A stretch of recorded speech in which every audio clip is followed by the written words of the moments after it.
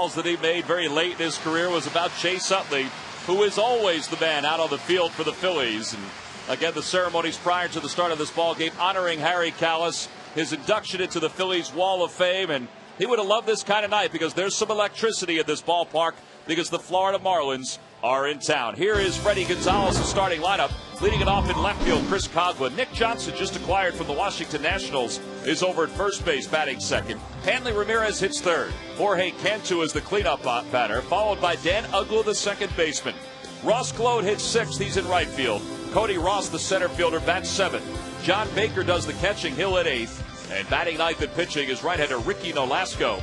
And they'll be opposed by a guy who's been a red-hot pitcher. Even though he suffered a loss in his last outing, Joe Blanton, his 21st game, is 7-5 with a 4.02 ERA. Yeah, he's pitched great lately, Tom. You said a loss his last time out. That was at Tim Lincecum. You know, he couldn't give up anything against Lincecum the other night, the way that guy was dealing. He gave up 2 runs on sacrifice flies. Phillies got shut out by the Giants.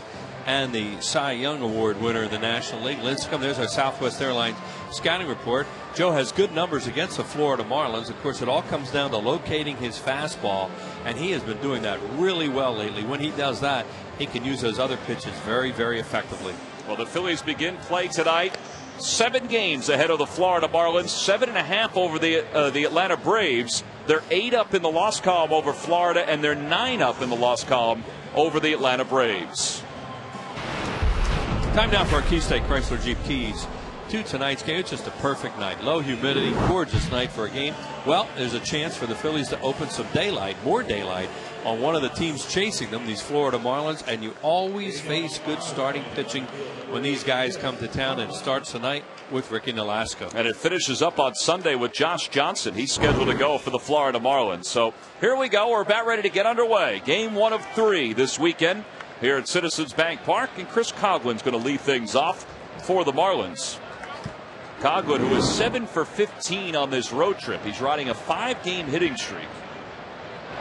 And Blanton delivers a pitch on the inside corner for a strike, and the count is 0-1.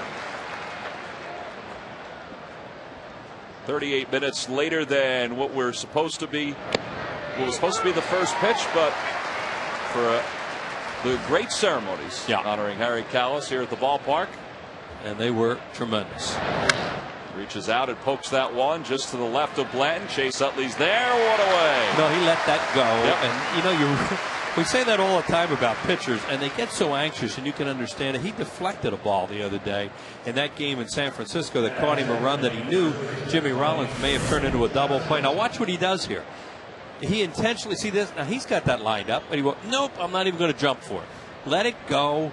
The only thing I'm going to do is deflect that and have the leadoff man on. It's right at my second baseman. Let him make the play. Nice job. You too, Chase, but especially Joe Blanton. Oh, what a way. And here's Nick Johnson. Johnson acquired about a week or so ago from the Washington Nationals. A little more than that. I think 353 for Florida. 6 for 17.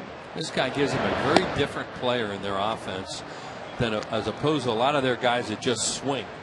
Nick Johnson is a high percentage on base guy, doesn't strike out that much, hits it all over the place. In fact, they're playing him towards left center. Takes breaking ball inside, 2 balls and 1 strike. And he's already been on base a lot for the Marlins since he's come over. You see on base percentage, Chase Utley 3rd, and there's Nick Johnson 5th in the league.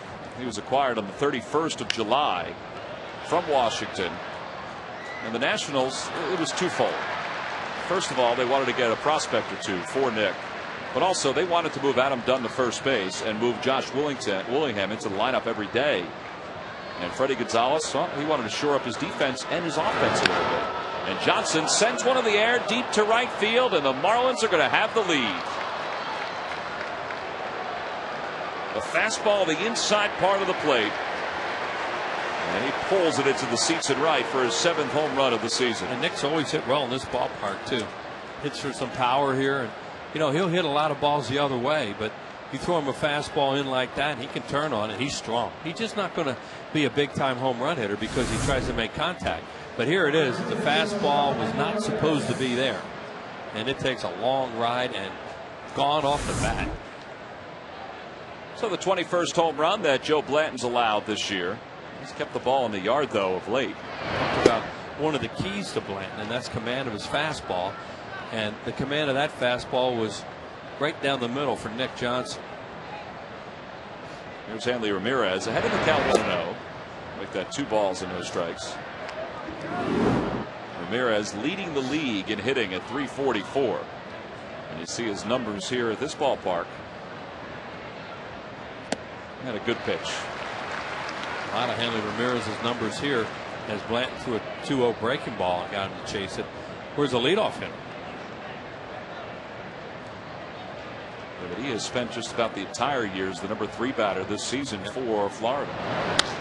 Pulls that one toward third, a fair ball as it rolls down the left field line and kicks over toward Ibanez. And Raul got it in quickly, but Ramirez is still safe at second base.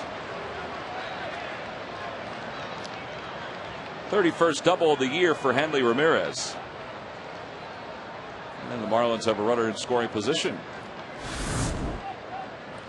Here it goes, and it, according to the third base umpire, Paul Schreiber caught a piece of the third base bag and down the line. And Ramirez really had a hustle there at the end because that ball came off to Ibanez and made a strong throw. Yeah, no chance for Greg Dobbs over at third to make that play.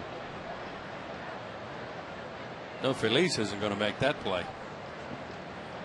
Here's Jorge Cantu. Cantu chops one left side. Ramirez holds up at second and 2 away.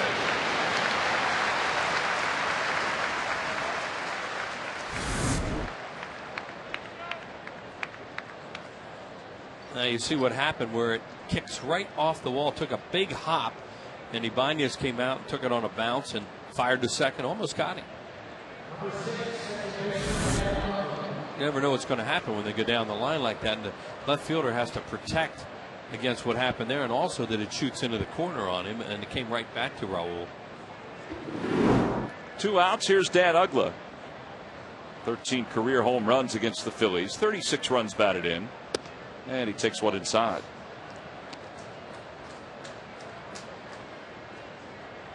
That home run that Blanton gave up to Nick Johnson, it's only the 3rd home run he's given up since the 1st of July.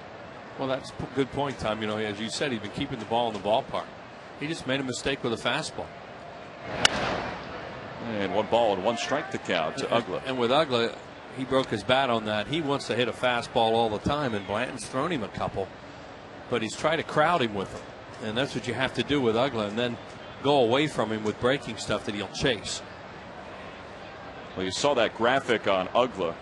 One of 4 second basemen in baseball history to have 20 home runs or more in his first 4 seasons in the big leagues, as he hit his 20th home run in the weekend series against Washington. A Rule 5 pickup from Florida from the Arizona organization. Line drive toward left field. Ibanez coming on. He misread it, and it drops in and gets past him. Ramirez is going to score from second, and the Marlins are going to lead it 2-0. Well, as you said, he misplayed it. That's Uggla taking that big swing of his, and Raul thought it was hit a lot harder than it was. Took a big divot there that he's going to go and replace. See, you'll see him right here. He dives for it, can't get it, and then it's backed up. But that was because of that big swing that Uggla took. And we've not seen that from Raul Ibanez that much this year. He has been very good, and you see that divot out there that he fixed. A big old piece of grass that he had to pop back down there. It looked like he hit a really, really deep sand wedge. 58th RBI of the year, and that one's a liner toward left, and this one a little easier play for Raul. Trotting toward the line, makes the grab, and the inning is over. Marlins get 2, a home run and an RBI double as we go to the bottom of the 1st.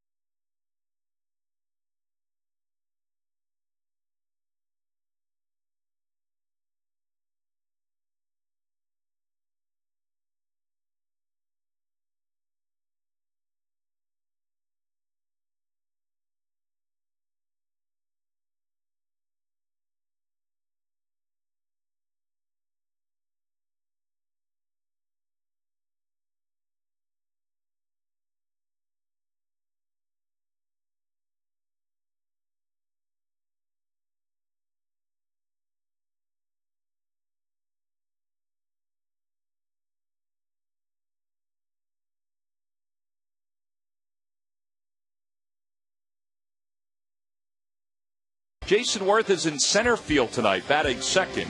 Chase Utley, the second baseman, hits third. Ryan Howard is the cleanup batter. Raul Ibanez bats fifth. Ben Francisco makes the start in right field, hitting sixth. Greg Dobbs will be the number 7 batter. Carlos Ruiz does the catching. He'll bat eighth. And batting ninth and pitching is right-hander Joe Blanton. And facing right-hander Ricky Nolasco in his 21st start of the year. He's 7-7. But since coming back from the minor leagues, he's got an ERA of a little more than 2.5. He has pitched very well. Yeah, don't let those numbers fool you. Ricky Nolasco can crank up a good one at any time. He has great stuff. Above average fastball, really good curveball, slider, changeup. He's only allowed 3 runs in his last 3 starts, so they've spotted him 2 here tonight. And you know, when you face the Marlins and face a guy like Nolasco, you're going to earn it. Ricky Nolasco was sent down to the minor leagues earlier this season because he could not find the strike zone consistently. Well, here's a guy that's found everything that he has set his eyes on lately, and that's Jimmy Rollins. 12-game hitting streak. His batting average up to 245 with 13 home runs and 51 runs batted in. And he takes a pitch for a strike.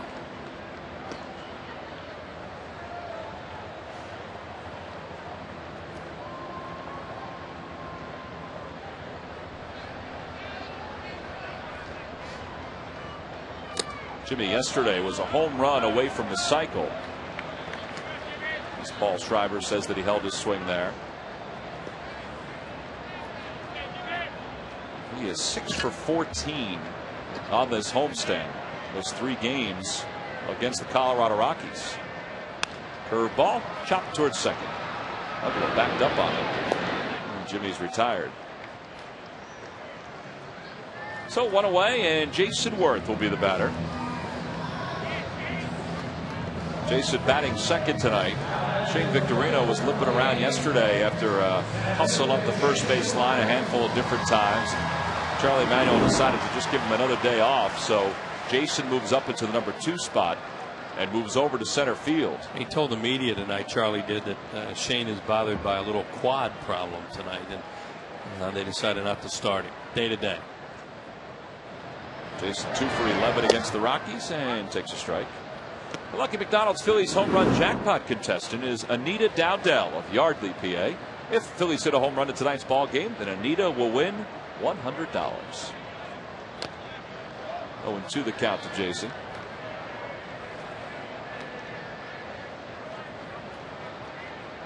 Ricky Nolasco is making his 8th career start against the Phillies. He is 4-3 against the Phils with a 4.47 ERA. Broken bat looper toward right center field. Cody Ross coming on, makes the running grab.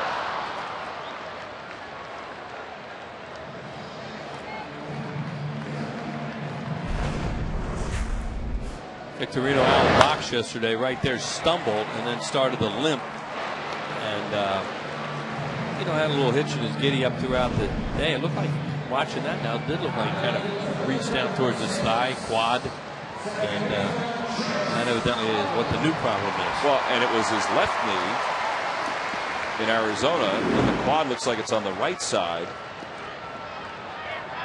So we'll see if he's back again tomorrow or even Sunday to finish up this series.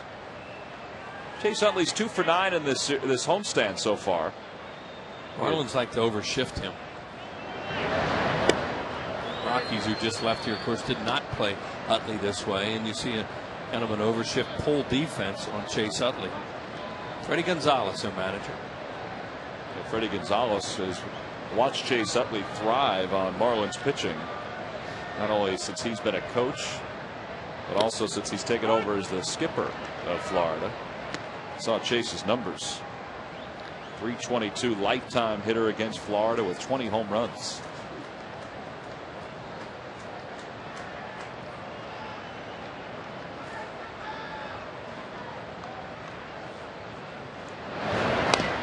One and two the count to Chase.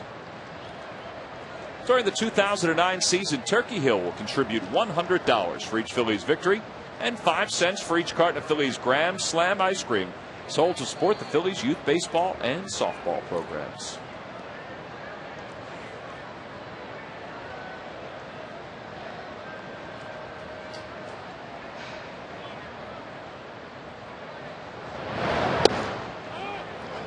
Chase takes one just a little low, 2-2. Paul Nart is the home plate umpire tonight. Joe West, the crew chief, is over at first. Ed Rapuano is at second. And Paul Schreiber's around at third.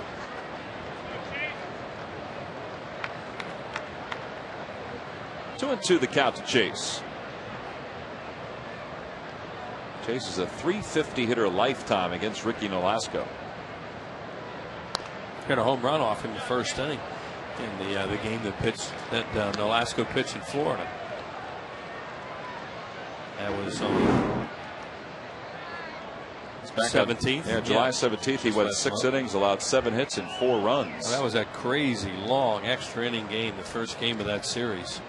Phillies finally wound up winning on a base hit by Chase Utley. Phillies had a lead in that one, lost it late, and hung in there and won it. 2-2 and a call. Strike 3. A breaking ball that came back over the outside part of the plate. And it's a 1-2-3 bottom of the first for Ricky Nolasco. We head to the second. It's 2-0 Florida.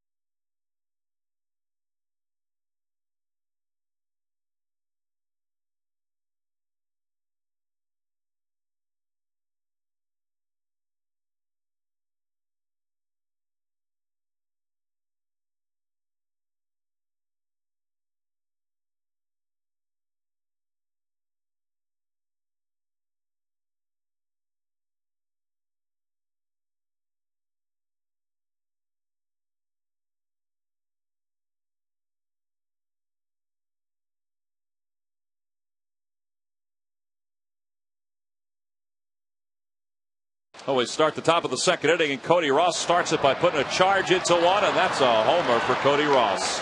First pitch here in the top of the second inning, and he blasts his 19th home run of the year. 2 homers now in the game for the Marlins, and they lead it 3-0. Well, it would be at this moment when we would welcome in a guest, that Harry would welcome in a guest, and if it happens to be his son Todd, he would just go like that. Yeah, good timing, right? That was your fault. That was all my fault. Oh, absolutely was your fault.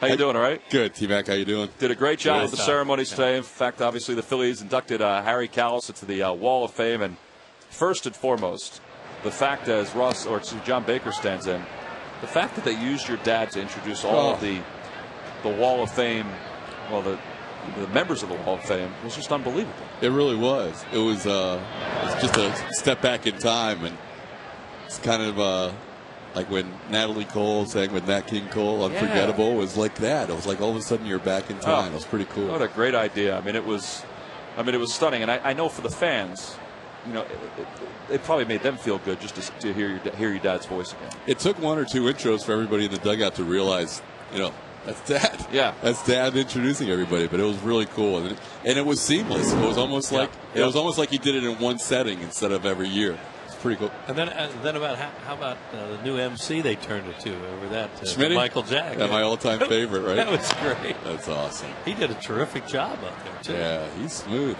His speech here that special day on that Saturday, that was amazing. Well, we've been saying how this is such a celebration.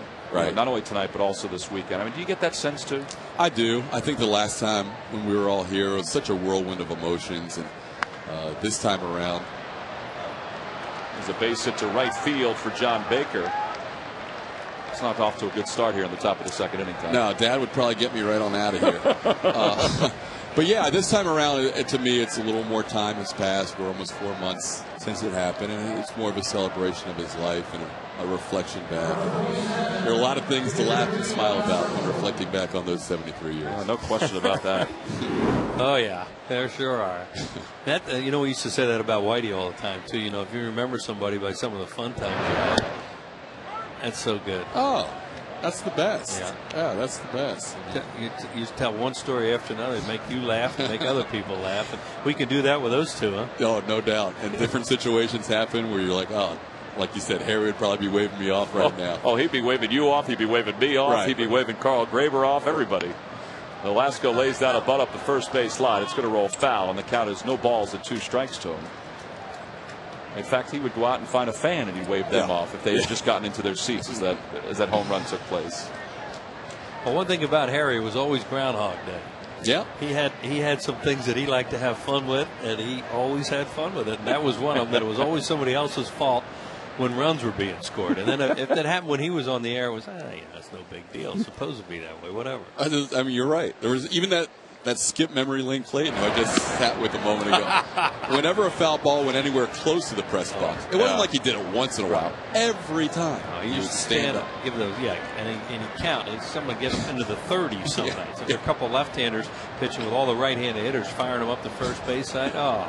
Well, and it was perfect at the vet too because so many balls came up into that locale. Hey, once in a while one would go in there near Skip Clayton too, and that was funny. Yeah. When one would go up there and it would hit him in the shoulder. Yeah. Or well, it was funny if he was okay. Well, he never got hurt. He'd drop them all the time. And then we would really get a kick out of that because one actually went to Skip Clayton. You're a part of his Groundhog Day on Sundays with the cigars. Oh, Tom. And you used to be sitting there with us keeping score. He was just a little kid. He'd come up and keep score for us.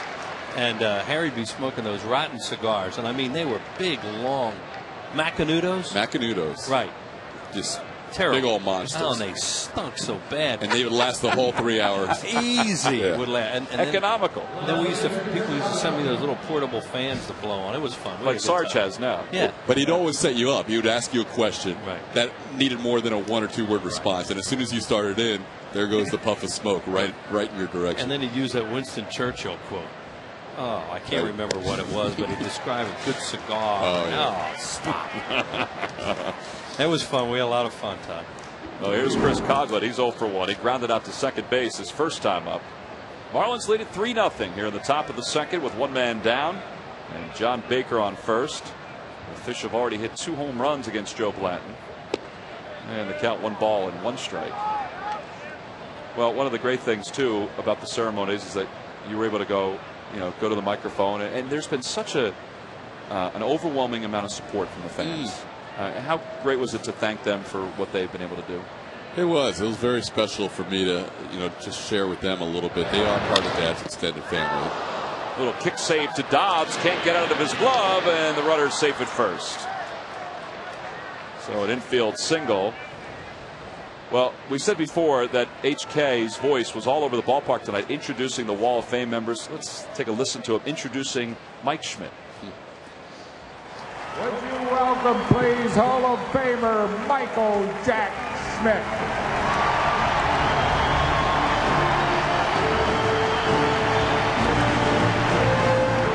Well, it was great to hear that, and you're right, it was seamless. Yeah. Every year he did those introductions. It sounded like he did one big recording in a studio. It was pretty impressive what video Dan and those guys put together. And you did a great job too, as Tommy mentioned, with your remarks, and I thought you really nailed it with his relationship with the fans. Yeah, it was a love affair. Yeah. For 39 years. I mean, he just adored these fans, and he was always humbled how much support he received back, and he would be overwhelmed with what has transpired since April 13th. He would be absolutely overwhelmed. Nick Johnson is the batter. Chase Utley just went in and had a few words with Joe Blanton as Johnson was coming up to the plate, as the Marlins have runners on first and second with 1 out. Johnson got the scoring started for the Marlins his last time up, as he had a home run into the right field seats, his 7th of the year. And the count 1 ball and 1 strike to him. Now, each of you guys, you, Brad, and Kane, were presented with your dad's plaque that's up there on the Wall of Fame. That's got to be a pretty neat keepsake to have, too. Oh, it's priceless. I'm going to cherish that. That's definitely going to go up on the wall as soon as I get home. Last time we saw you down in St. Petersburg, you had the 80 World Series ring. I right? did. I did. I was in the will that I got the 80 ring. So for that series, I had his ring, and I had the Rays AL championship ring on as well. So it's kind of neat. Yeah. And then the Phils won the first game of that series, so I didn't wear the 80 ring. I didn't wear the 80 ring the next 2 games. And it worked. Yeah, every time. So he'd have been proud of you. Yeah, there you go. 2-2 the count now to Nick Johnson. I think a rematch wouldn't be bad if we saw you guys again in October. That'd be fun. You guys are playing some better baseball now. Much too. better. And they're young and they're full of confidence still. The Rays are only 2.5 behind Boston in the wild card right now, so they've got a great chance. Johnson's down on strikes. He went after a high fastball. Second strikeout of the inning for Blanton. And 2 away here in the top of the second. Well, as Dan Baker said, the Wall of Fame honoree would normally take a victory lap. So you and your brothers took that victory lap, and I guess it's kind of neat to hear all the fans as you were going around the warning track. Looking at faces, yeah, that's what I was doing. Just looking at faces and seeing everybody and what their reaction was. And it's priceless. I mean, you can't have any more special relationship than Dad had with these Phillies fans, and they were sharing that back with us. Hanley Ramirez skies one into foul territory. Ryan Howard is there, and he makes the catch, and the inning is over. So Howard takes care of Hanley Ramirez. Joe Blanton leaves 2. We're going to spend some more time with TK, Todd Callis, when we return.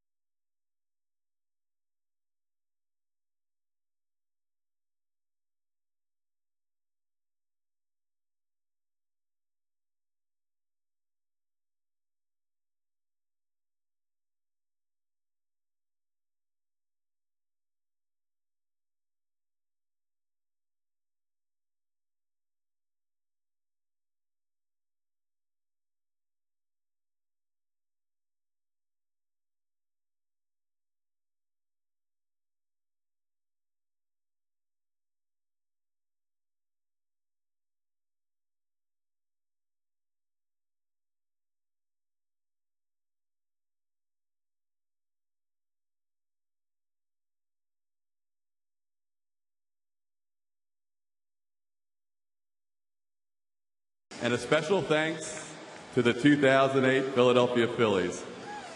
To help fulfill a dream where Dad finally called his beloved Fightins the 2008 World Champions of Baseball. AT&T, the nation's fastest 3G network. AT&T, your world delivered. Wheels was next to him. I was to his right when he made that call, and just the expression on his face when he called that on radio. And over the last few months, they've matched it to video, and it's so neat to watch the video of everybody piling on, and your dad with his big varsity jacket on a cold night, and the expression on his face, and that had to be one of his more memorable calls. He admitted afterwards, I think, that he was a little nervous going into that night, but he didn't want to say anything because he never wanted to be the focal point.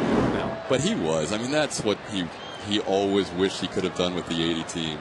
It was pretty awesome. Well, that was a point of it, Todd. What you just said was, I think people are more and more aware of that now, but some weren't aware of the fact that he didn't get to call it in 1980. That all changed after that, and radio was allowed, local radio was allowed after that, but he didn't get to make that call, and that's why I think it was even more special for him. No doubt. Ryan Howard the opposite way of foul ball to lead off the bottom of the second. It's 1 ball and 2 strikes. It wasn't until, I think, when we came to Philadelphia during the World Series, when we were all in the room, and he was talking to a reporter about calling a World Series championship, a potential World Series championship, where that's where you got the understanding as Ryan Howard sends one and a few hops to the warning track into the wall, and he's going to be at second base with a leadoff double. Just how important it was for him to be part of that World Series call. And as Wheels said, a lot of people didn't realize it. They did a little recreation where he called Tug McGraw striking out Willie Wilson and all that. So they did a recreation that you hear occasionally, but that wasn't live and it wasn't on the local radio. So he really never had that moment that he had with you and you to his right, who you don't see. But yeah. I was leaning against the wall. I just wanted to see the expression. I wanted to see both of you guys, the expression when they were able, when the final out was reported. Yeah, that was incredibly generous to not, as much as you wanted to scream and celebrate, you did everything but. I think the dance said it all. It hasn't hit Tampa, Florida yet, but I'm hearing it's very popular here in Philadelphia. Maybe 30 years ago when I was down there, that dance would have been popular. Not anymore. That was such a. Yeah, I just remember that night thinking, don't get in the way here. Just stay out of the way. And it was so exciting. It was hard to stay out of the way. Raul Ibanez, no balls and one strike to him. Raul batting for the first time tonight, and the count 1 ball and 1 strike. Well, and obviously you were on the other side, right? It wasn't so great for him. No, and we were getting ready for our post-game show. Right. And then after that ended, we had about a 15-minute window between then and when I had to catch the bus.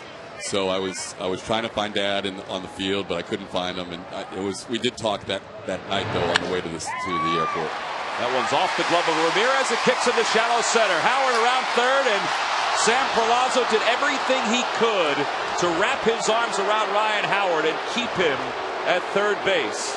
I think Sam thought that ball was a little more shallow in center field. And then he waved him. Then he tried to get him to go, and that's an example there, Tom, as we talk about a lot of time, is let the coach do the job and you watch him. Don't you try to coach, because Ryan Howard had decided he was going to probably have to stay there. At this point, Sam Perlazo has him going. And then he started, and then, well, it's just too late. See if we can see what happens when you're just going to see Ramirez right here. But Sam right here sees that, and he has Ryan Howard going. And then Ryan Howard stopped on his own. And now you may as well just go back because you're losing by 3 and there's nobody out. Don't get thrown out now. Well, first and third now for Ben Francisco, making his first start in front of the home crowd since the trade with the Cleveland Indians. And he takes a fastball for a strike at the knees. You and Tom were just talking about, now here we go. Here he comes around third. Now he takes a look. Now he's got to be watching Perlazo right now. See, Sam had him waved, and now it's too late. And it looked worse because Hanley fumbled the ball twice. Oh, yeah. Once he picked it up like a hot potato, then it really looks bad. But when you're down by 3 runs and you do that, drop anchor. Well, they charged an error to Hanley Ramirez on that play, so no base hit for Ibanez. So runners on first and third with nobody out. And the count 1 ball and 1 strike to Ben Francisco. There's a guy in the Rays organization that was thrilled Francisco got traded to the Phillies. Andy Sonnenstein. Kills him. 7 for 9, 5 home runs. 5 home runs? Including 3 in a row. Out of the 7? 7 for 9, 5 home runs. Wow. It's unbelievable. Yeah, so when the trade was made and Joe Madden happened to get wind of it, he's like, yeah, Sonnenstein's pretty happy. He's pretty happy, yeah. Get him out of our league. Well, unless there is a rematch. So there you go. Yeah. There you go. I have to make sure Charlie has those numbers. 2-1 the count now to Francisco. And it's even now, 2 balls and 2 strikes. You guys were talking about Todd had to get to the airport that night, and that was one of those nights where we were never so happy not to go to the airport and go to Clearwater. Yeah, that was a 3-day game. Yeah, that was a long day, long game. But yeah, that was the Phillies played so well, and the Rays were just hoping to get it back to Tropicana Field. They had their top 2 starters ready to go, but you guys took it to them. Phillies did not want to get on the airplane that night, Todd. That's for sure. There's a pop-up to shallow center. I don't think Howard's going to be able to tag and try to score on this one. He does not. And there's 1 away here in the second inning. Hey, Todd, people have asked over the last couple of days, and they even asked back the week that your dad passed, what his favorite memory was. I mean, did you ever talk to him about what his favorite memory was? I think as an individual moment, it was probably the Schmidt 500th home run. But I think in terms of the team, it was certainly last year. Yeah. That was the crowning achievement for him, having the World Series champion and being able to call it. You know, the team he really loved, though, was that 93 bunch. Oh, yeah. Oh, you know, over and over we talked about that. He spent a lot of time with that team, on and off the field. Oh, yeah. So, you know, that to me, you know, he and I used to talk about, because the 80 team was my favorite because I grew up with those guys. You know, we're lucky enough to see them win a World Series. The 93 team was a team that he just absolutely loved. And to the day we lost him, he loved to be around those guys. They had a lot of characters, and Dad loved that. Well, here's HK walking through that clubhouse of the 93 team and stopping to say hi to Crucky. Crucky with the mullet. And you know, from guy to guy, from Crucky to Darren Dalton to Lenny Dykstra. That's in spring training, too. That's at Jack Russell Stadium. There's Tommy Green. He always carried the tee. Tita. Remember, whenever Greeny started, always had the golf tee. Golf tee. You call him Tita. Tita Green. Ricky Jordan. Yeah, Ricky Jordan's to the left there. A lot of the Phil's alums are back for this weekend.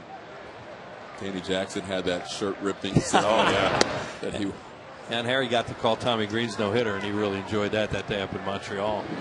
Well, that's, you know, some of the highlights that they showed. I mean, not only that no-hitter, Rick Wise's no-hitter as well, where Luke made the catch on the line drive. I mean, you know, there were some great moments. Was that a one? Wise also hit a home run? Two, right? Yeah. Off Ross Grimsley in Cincinnati, and he had to get Rose out. That's a good night, huh? Not a bad night. No-hitter, hit 2 homers, and get Rose out to end your no-hitter. That's tough, because you know Petey was, you know, he was grinding at that point to make sure that they didn't get no hit, and he made the last out. Well, 2 balls and no strikes the count to Carlos Ruiz with runners on first and third. Phillies down 3-0. So definitely be your fault if they don't score. We're going to wave you off, Todd. I'm telling you, I was kind of hoping Ryan got sent home to at least tie it up. And then Dobbs hits that bullet at third. Yeah, I'm not back here for a while if this ends without a run. Here's the good news, though. If Ruiz walks, Joe Blanton's on deck. That'll make you feel better. There you go. Long ball Joe against he the hit Rays. A home run last time I saw him hit. That's right. That is true. 3-0 to Carlos. That was maybe a sign to the Rays that things weren't going to go their way.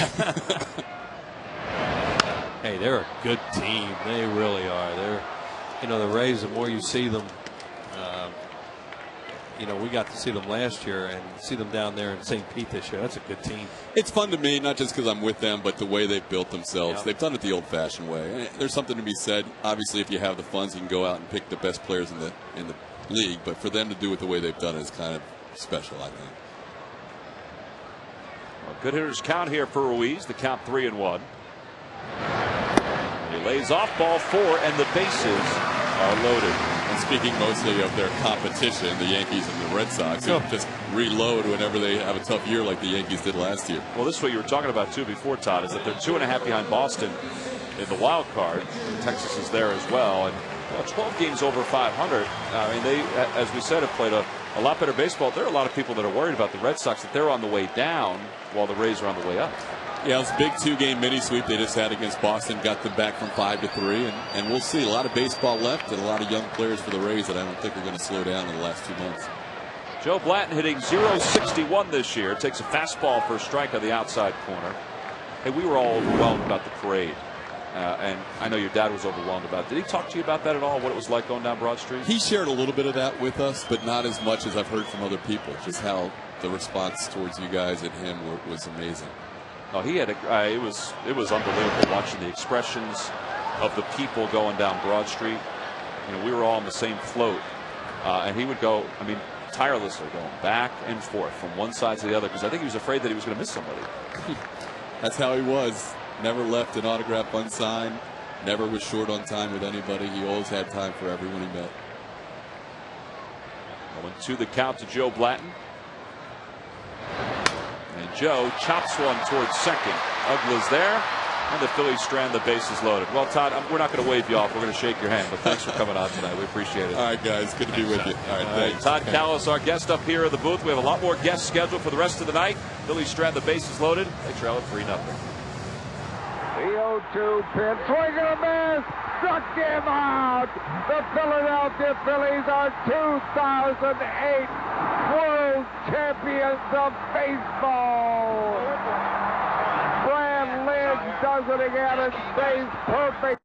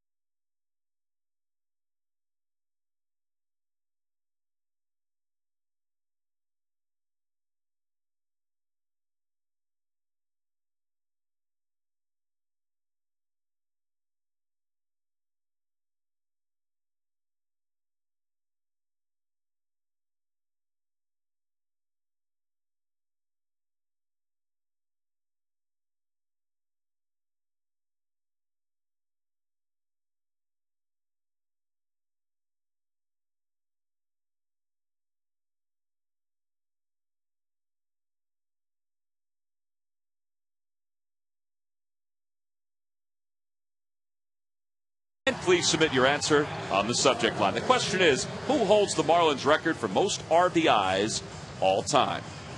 The answer will be revealed in the 7th inning.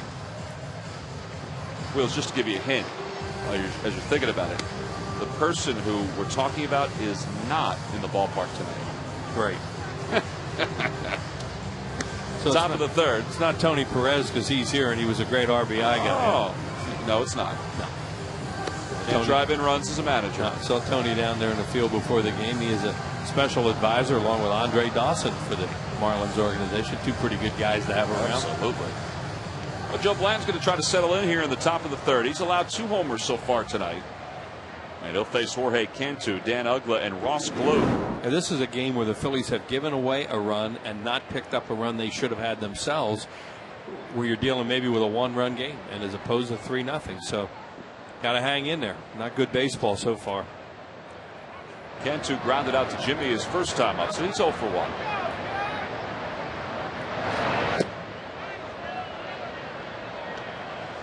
On the Toyota Major League scoreboard, the Tigers lead the Twins 7-4. That game's in the top of the 4th inning. Curtis Granderson has 2 hits, has scored 2 runs. Detroit begins play tonight 2 games up over the White Sox in the American League Central. Minnesota's 4.5 back, and they tried to shore up their pitching today by acquiring Carl Pavano from the Cleveland Indians. 1-2 the count to Cantu.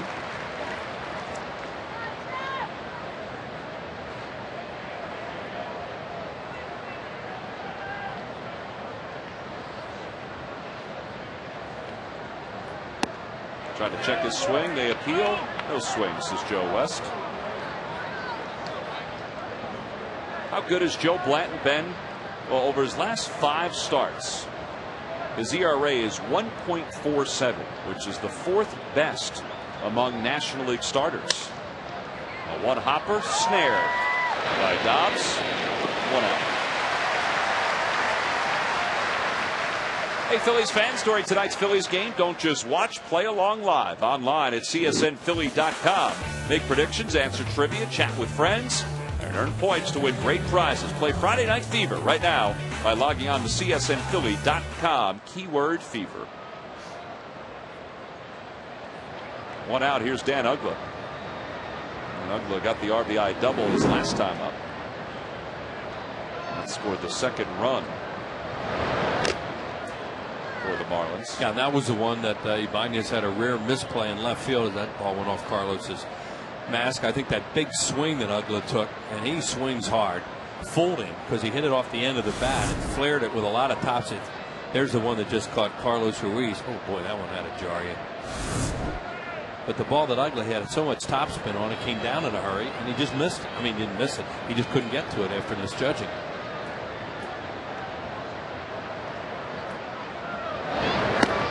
Ball, 1 strike the count.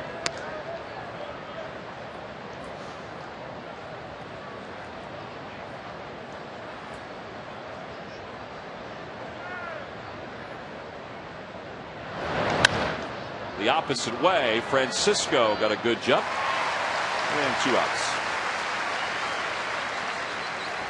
Ben Francisco made 33 starts in center field for the Indians for the injured Grady Sizemore. How about that stat Todd Callis was giving about Son? 7 for 9. 7 for 9 with 5 homers, 3 in a row. Get somebody in the National League East to acquire Sonnenstein. Ross Gload is 0 for 1, and it takes a pitch low.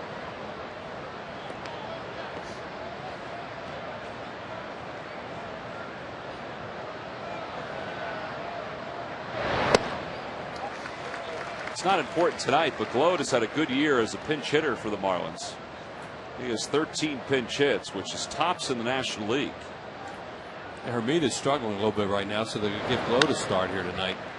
Soft chopper, Chase charges. And he couldn't get out of his glove right away, but he retires Gload. A nice inning for Joe Blanton. Retires the Marlins 1-2-3. We head to the bottom of the third. It'll be the top of the order due up for the Phillies.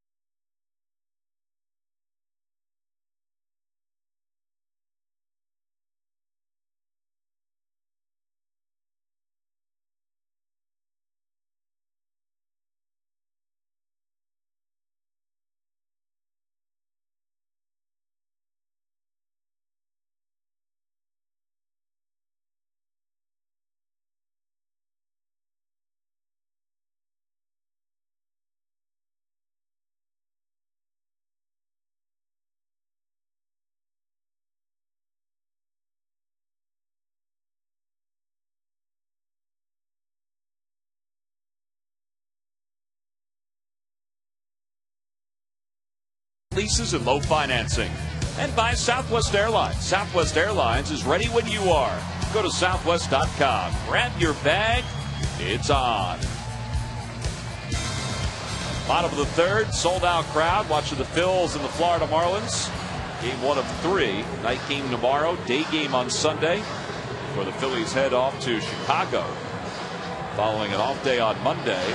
Ashburn Alley is abuzz tonight. A lot of people walking around. You figure, Tommy, the Marlins have to come in here and think we got to win some games, or we're going to get buried. You know, you mentioned they're 7 back; they're 8 in the loss column. Right. So they come in here and get swept. They'd be 11 back in the loss column into August. So they have to figure we better do everything we can to win 3 games here, or at least 2 out of 3. Well, Jimmy sends one long foul down the right field line. And they've gotten off to a good start tonight, but they have really had bullpen problems the last couple games down in Washington, as that guy made a nice catch out there.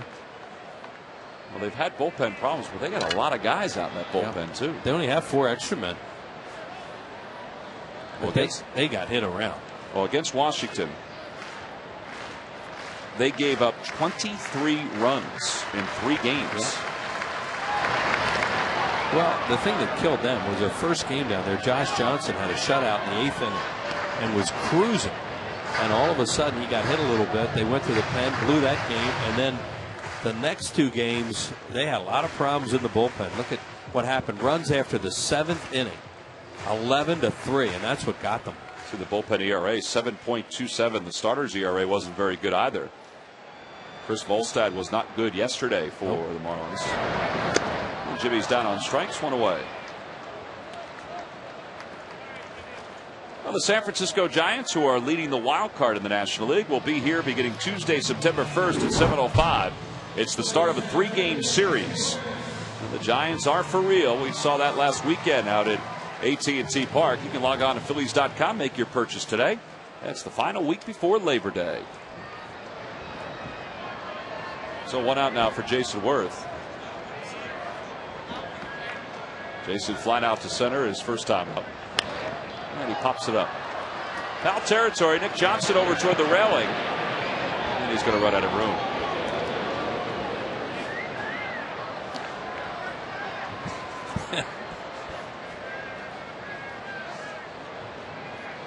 Larry Bowa's nephew. Here he is, and one of Larry Bowa's favorite umpires.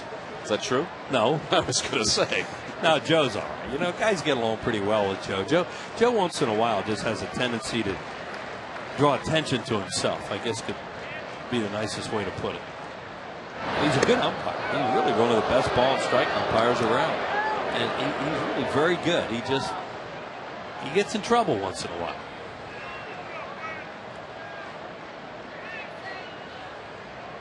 One ball, one strike, the count to Worth. 1-2.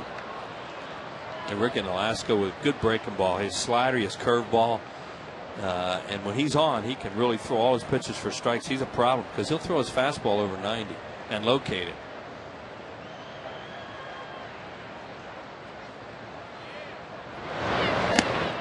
They were confused early on this year, and Joe West says that Jason Worth held his swing when he was struggling so much because he had such a good year last season. They expected he would take last year and just ride it into 2009. He won 15 games last season. Yep. 2-2 pitch. It's swatted foul. I think anybody could believe it. Nolasco was in the minor leagues this year. And he's pitched his way back, and that's who he was a year ago. 11-6 record with a 3.91 earned run average. But don't be fooled by that 5, because this guy's pitching great right now. Don't like to spot him 3 runs.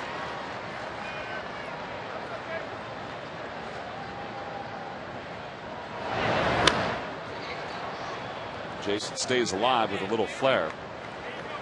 Well, Nolasco only went to the minor leagues for 2 games. In fact, they probably wanted him to go down for a couple more. But after his 2 outings in New Orleans, they decided to bring him back up. They thought maybe he had gotten whatever he needed to get fixed. And he really has shown. And he's called out on strikes there. He got a little help from the home plate umpire, Paul Nart, as that one backed up over the inside part of the plate, and they're 2 away. Yeah, that thing was supposed to be away. It was like a backup breaking ball. Fools everybody. See, it's supposed to be out here. It winds up in here. Sometimes a pitcher will throw a backup breaking ball like that. He has no idea how he did it, but he likes the result.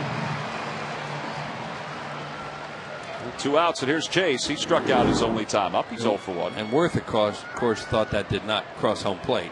He thought it looped it.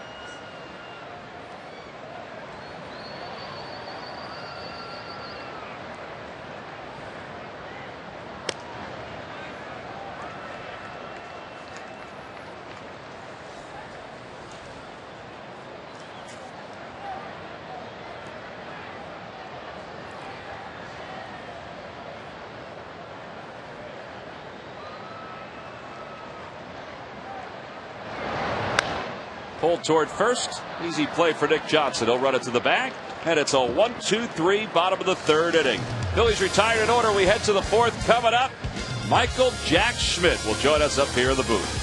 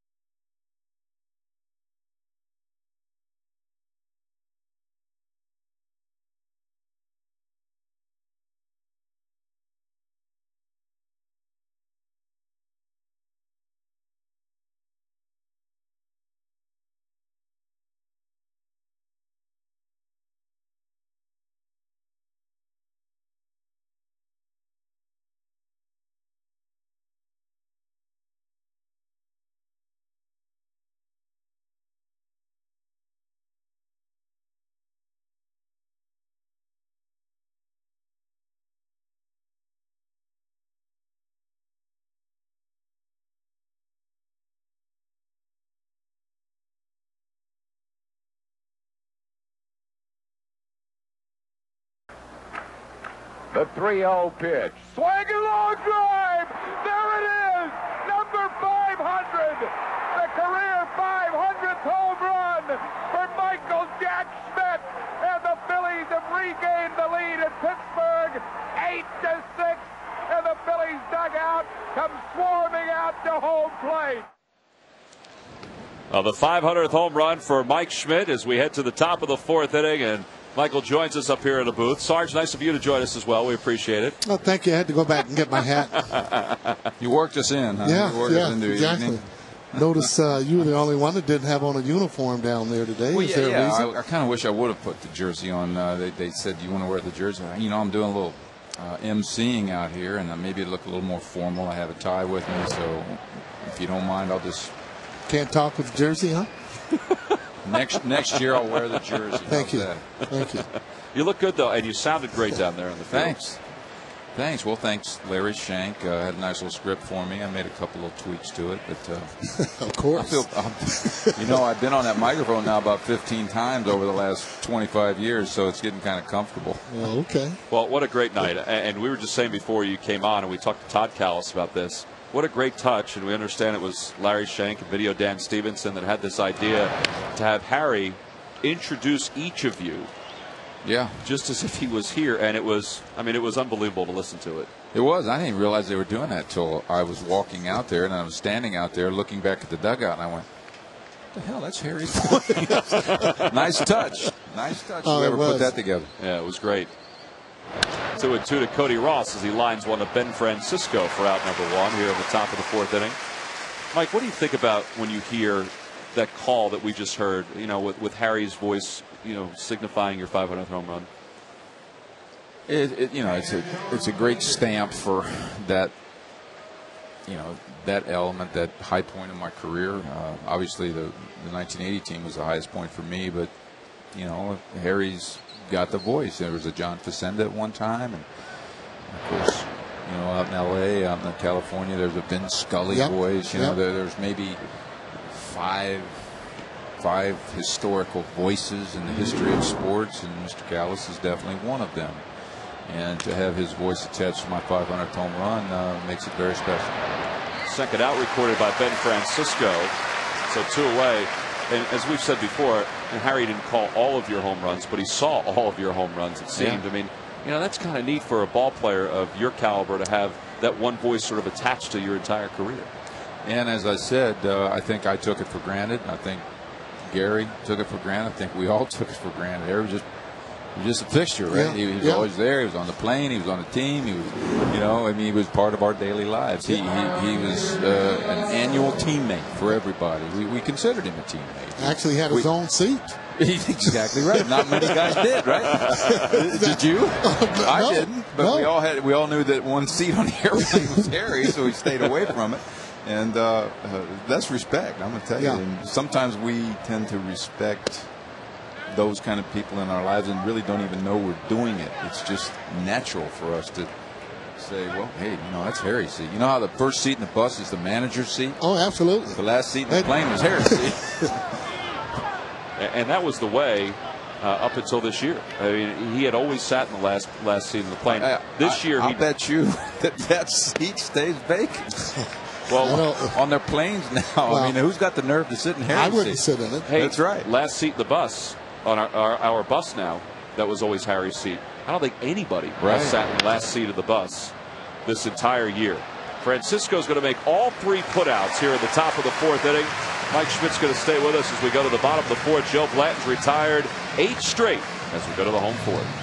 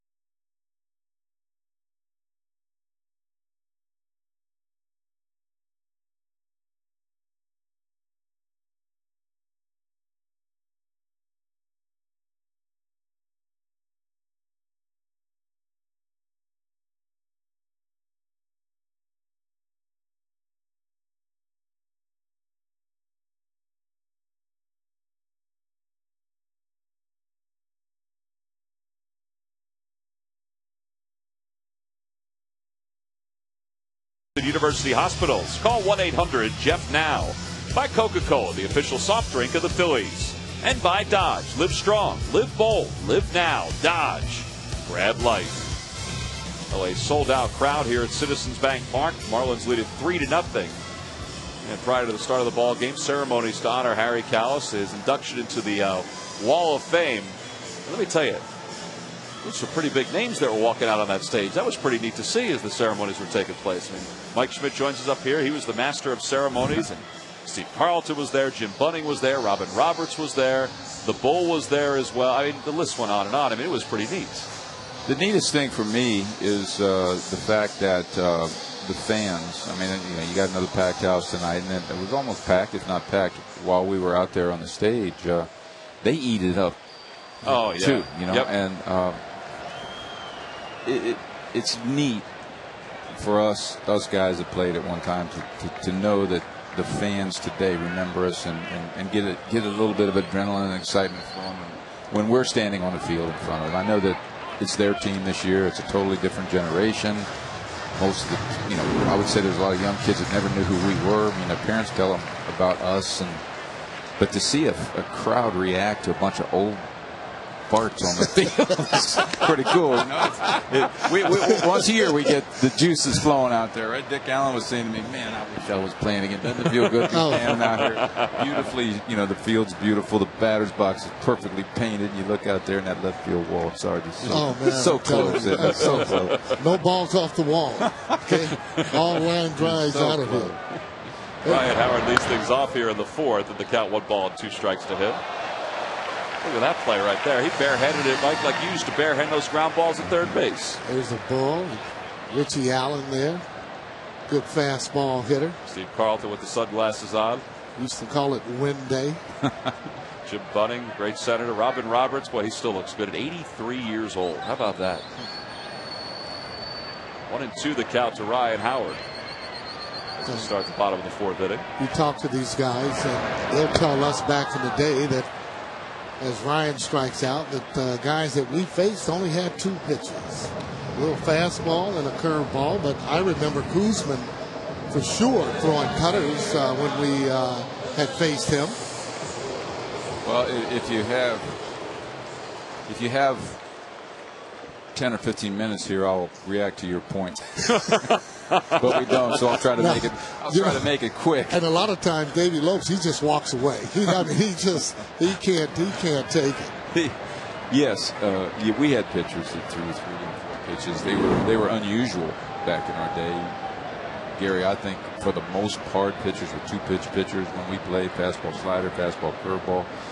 Occasionally, you'd get a guy a crafty lefty that had 3, and the third one would be a changeup. That's on the warning track. Good call. You've hit enough of them to know. Yeah, it didn't feel good. Got down on the end of the bat a little bit, I could tell. How about the sound? Could you tell what the sound? But anyway, I was thinking about that. Most pitchers today are 4-pitch pitchers. I mean, how many guys pitching today, when you watch them on TV, are throwing 2 pitches? Catchers on 1, 2, 3, 4, 4 pitches. They got to trick the hitters more today because of ballparks like this. It's a smaller ballpark. The balls are hard and bats are hard. And, it's easy to reach all parts of the ballpark. I'd be fearing contact if I was a pitcher. I'd be developing a change, a splitter, a cutter, a 2-seamer, a 4-seamer. I got to trick that hitter. And I think that's the way the game is today. Well, they're definitely trying to do that. But again, no pitch count. Having Nolan out there throwing, you can look. Well, we didn't have pitch counts. No, there weren't pitch counts back then. Well, Cody Ross makes that catch on the Ben Francisco fly ball. Mike, thanks for joining us. It's always great seeing you. My pleasure, Tom. My pleasure. Right. Always a pleasure, Gary. Listen to you guys all the time. 548 career home runs. Where's my hat? Sarge will get his hat. We got plenty of hats for you. I'm going shopping for a hat out back here, right behind this curtain. Go right into the room there. You'll see. All right. Okay.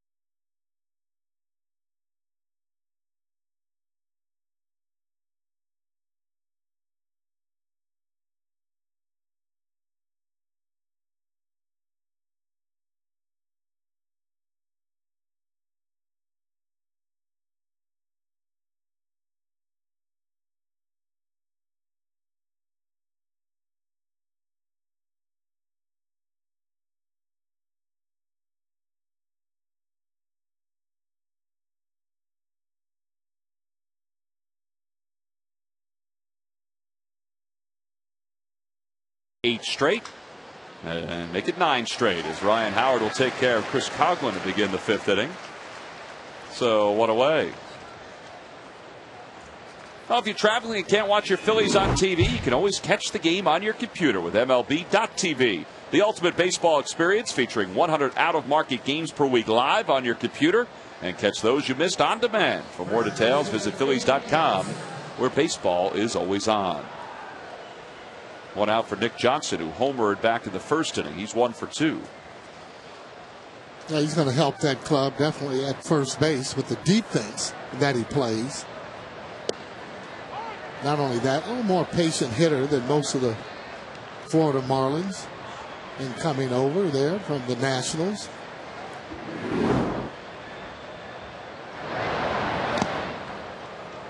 Now with the acquisition of Johnson, he moves to first base and takes over there.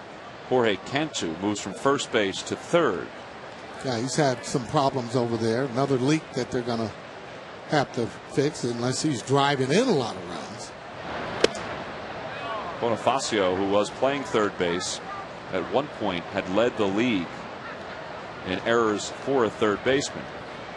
And so Cantu, who struggles sometimes defensively, will take over for him. And I'm not sure how much better it makes them defensively on the left side, but it certainly makes it better on the first base side. Oh, no doubt. Yeah, he's a good first baseman, has soft hands. Able to dig balls out of the dirt.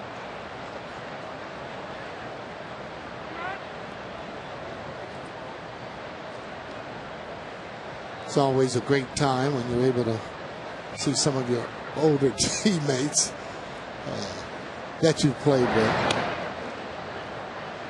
Well, they showed a lot of highlights during the ceremonies inducting Harry into the Wall of Fame. They showed your home run against the Dodgers where you Cadillac'd it a little bit and stared down Steve Yeager after hitting that home run. I wouldn't do that, would I? Line drive base hit to center for Nick Johnson. And he's aboard with 1 away. It was interesting, though, Sarge, talking to Mike, because Harry called all of his games, his entire career. And as he said, it's nice when the fans acknowledge the alumni once or twice or 3 times a year when they come back. But, that timeline of his career, along with the first part of Harry's career, I mean, it's got to mean something to you guys when you hear, let's say, Harry call your home run against the Dodgers or, things like that. Well, especially more so, though, for Mike, because he played his whole career with one team. Yep. So there's a lot of guys aren't able to do that. And when you do, you mean that's a lot of consistency over the years. And Mike came from where didn't hit so well the first year, but after that first year, he continued to get better to where he's a Hall of Famer. So, and that's through hard work, besides being a good athlete. 2 balls and no strikes the count to Hanley Ramirez. But you see his eyes kind of light up when he starts to talk about being able to hit with the background here. And electricity with all the fans that are there just kind of pumps you up a little more. I mean, he hit 548. Maybe he's thinking about it would have been 6. Jason Work makes that grab. So 2 outs. Well, Mike Schmidt hit 548 home runs during his career, and his 500th home run was called by HK out in Pittsburgh, as we heard before. A lot of home runs. A lot of home runs. And look what else Harry did. 3 World Series, 7 National League Championship Series, 6 no-hitters, and all of Steve Carlton's starts from 1972 to 1986. Yeah. No, that's interesting, too, because he calls the game, and he's able to go right in the clubhouse. He talk to the players and go there the next day. He might say something, joke around, and like Mike was saying, he just accepted him as one of the guys.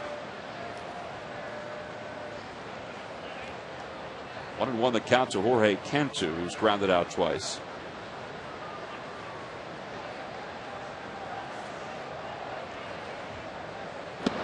And it's 2-1.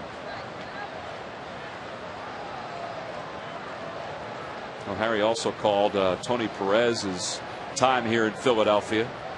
Tony Perez and Joe Morgan came over to help that 1983 team to the World Series. And that one gets away from Ruiz, and that's going to shoot back toward the screen. It'll be a wild pitch, the 6th for Joe Blanton this year. And the count 3-1 to Cantu.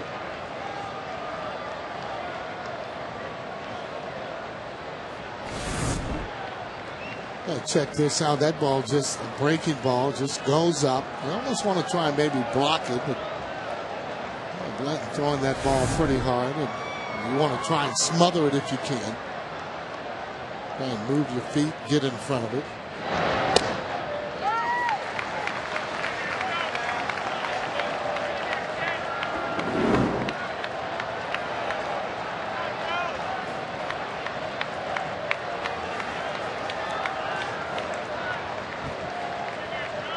To the count to Cantu.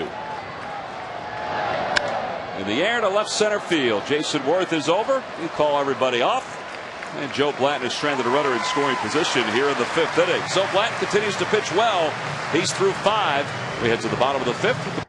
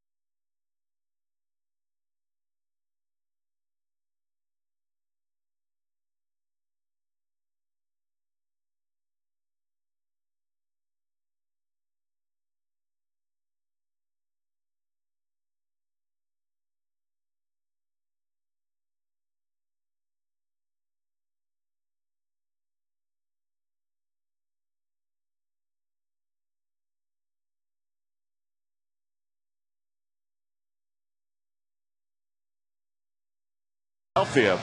It's a 3-game series. All 3 games are at 7:05. You can log on to Phillies.com now to make your purchase.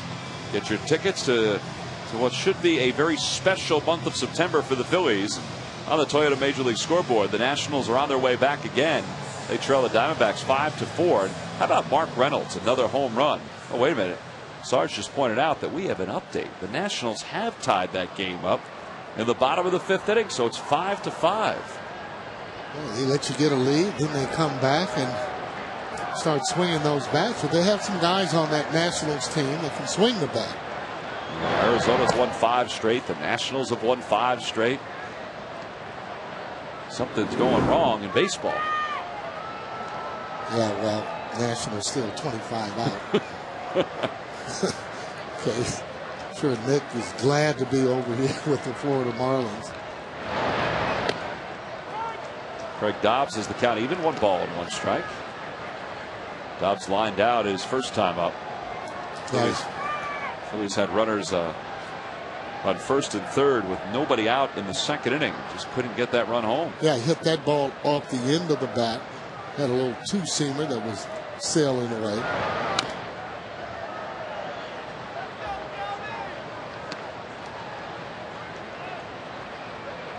Sarge, you would know this better than me, but it just seems like Ricky Nolasco is keeping the Phillies hitters off balance with a whole host of breaking balls tonight. Yeah, he's been throwing off-speed pitches, but this kid here has a lot of confidence when he pitches against the Phillies. He seems to be able to hit his target with the fastball. He's been throwing that breaking ball to freeze the hitters. Thought he threw one to Jason Worth that was clearly a ball. So when you think the umpire is going on sound, instead of maybe looking at the pitch, but that ball broke in he was sitting almost right on it. He knew it was a ball because he looked at it the whole way. 3-2 the count to Dobbs.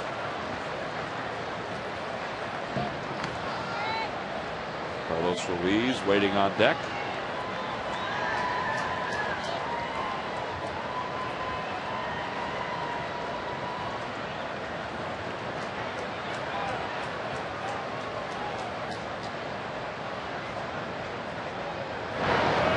Ball 4, and Dobbs draws a walk. Second walk issued by Nolasco tonight. He had retired 7 straight. The Phillies have the leadoff batter aboard for Carlos Ruiz. The way the Phillies have been hitting, game still very manageable. Down 3 runs. They have a habit of being able to come back, especially with the long ball. Oh, and especially here at home. I mean, they've really turned around their fate here at this ballpark. They've won 16 of their last 20 games here at Citizens Bank Park. And they've done so by hitting .295, belting 32 home runs, but their staff has an ERA that's just over 3.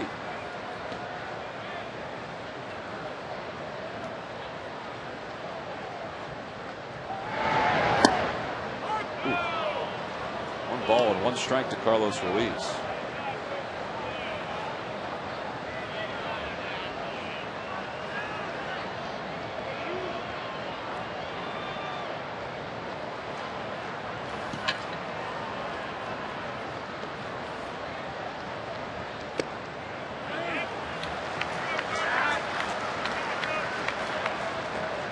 Carlos in the games against the Colorado Rockies started to swing the bat a little bit better. He was 3 for 7 with Dobbs on first base here. A base hit not only can help jumpstart this offense, but maybe lead to a big inning for the Phillies. That one's in the air to left field. Going back is Coghlan. He'll have room, and he makes the catch. Pretty good swing there by Carlos. Ball either got on any just a little bit on the inside, or maybe toward the end of the bat, but he's swinging a lot better. Great at bat his first time up and get a walk. Well, he flied out to left field, and not only is Carlos a little frustrated, the Phillies offensively have been frustrated tonight. See where the pitch is there. He had a good swing, and that ball off the end of the bat. It hits that trademark just a little bit. Talking about a game of inches, that's a see you later time. So here's Blanton. He's squaring, and he takes a pitch low. Joe grounded out to second with the bases loaded his first time up. 2 hits at 34 at bats.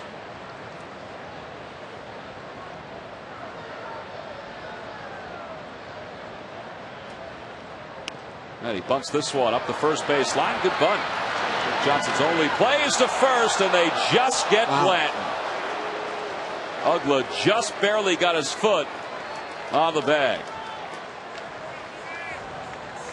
That's why you always continue to hustle. You never can tell when a ball will be thrown away. You see Johnson comes in. He knows the only play he has is at first base. Throws it from the side, and you see how that ball almost took off. Blanton almost. Blanton there. Well, he ran all inside the line, too, though. Surprised that he wasn't called out on that. But, again, they end up making the play. Got a runner in scoring position, though. Phils need a 2-out base hit. Jimmy's 0 for 2. He's grounded out. He's struck out. 6 for 16 in this series, or this homestand, I should say. He has swung the bat well, and he takes one outside. Jimmy has a 12-game hitting streak, but over his last 20 home games coming into tonight's game, he's hitting .345. Yeah. Really has turned it around, seeing the ball better.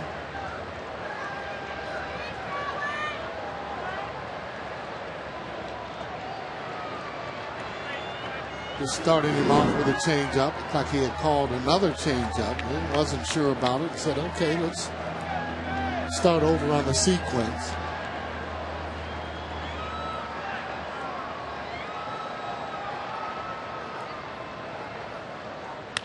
Pulls it towards second. Uggla's got it. So Uggla's going to retire Jimmy for the second time tonight. Phillies strand one in scoring position. We have completed 5 here at Citizens Bank Park. And the Marlins lead it by 3.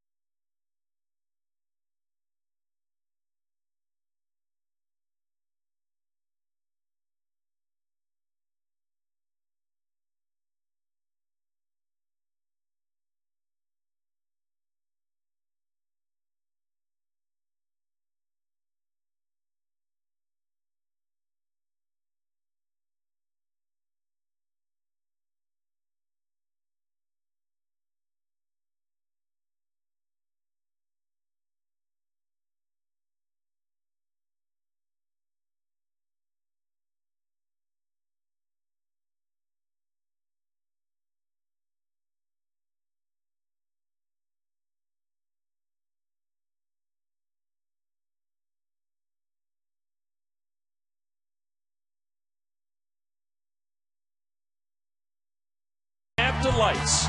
All is going well at the top of the lineup for the Phillies. While his average continues to climb, the leadoff man continues to produce offensively night after night. A 205 average on the 1st of July is no more. And this J-Roll is brought to you by Independence Blue Cross.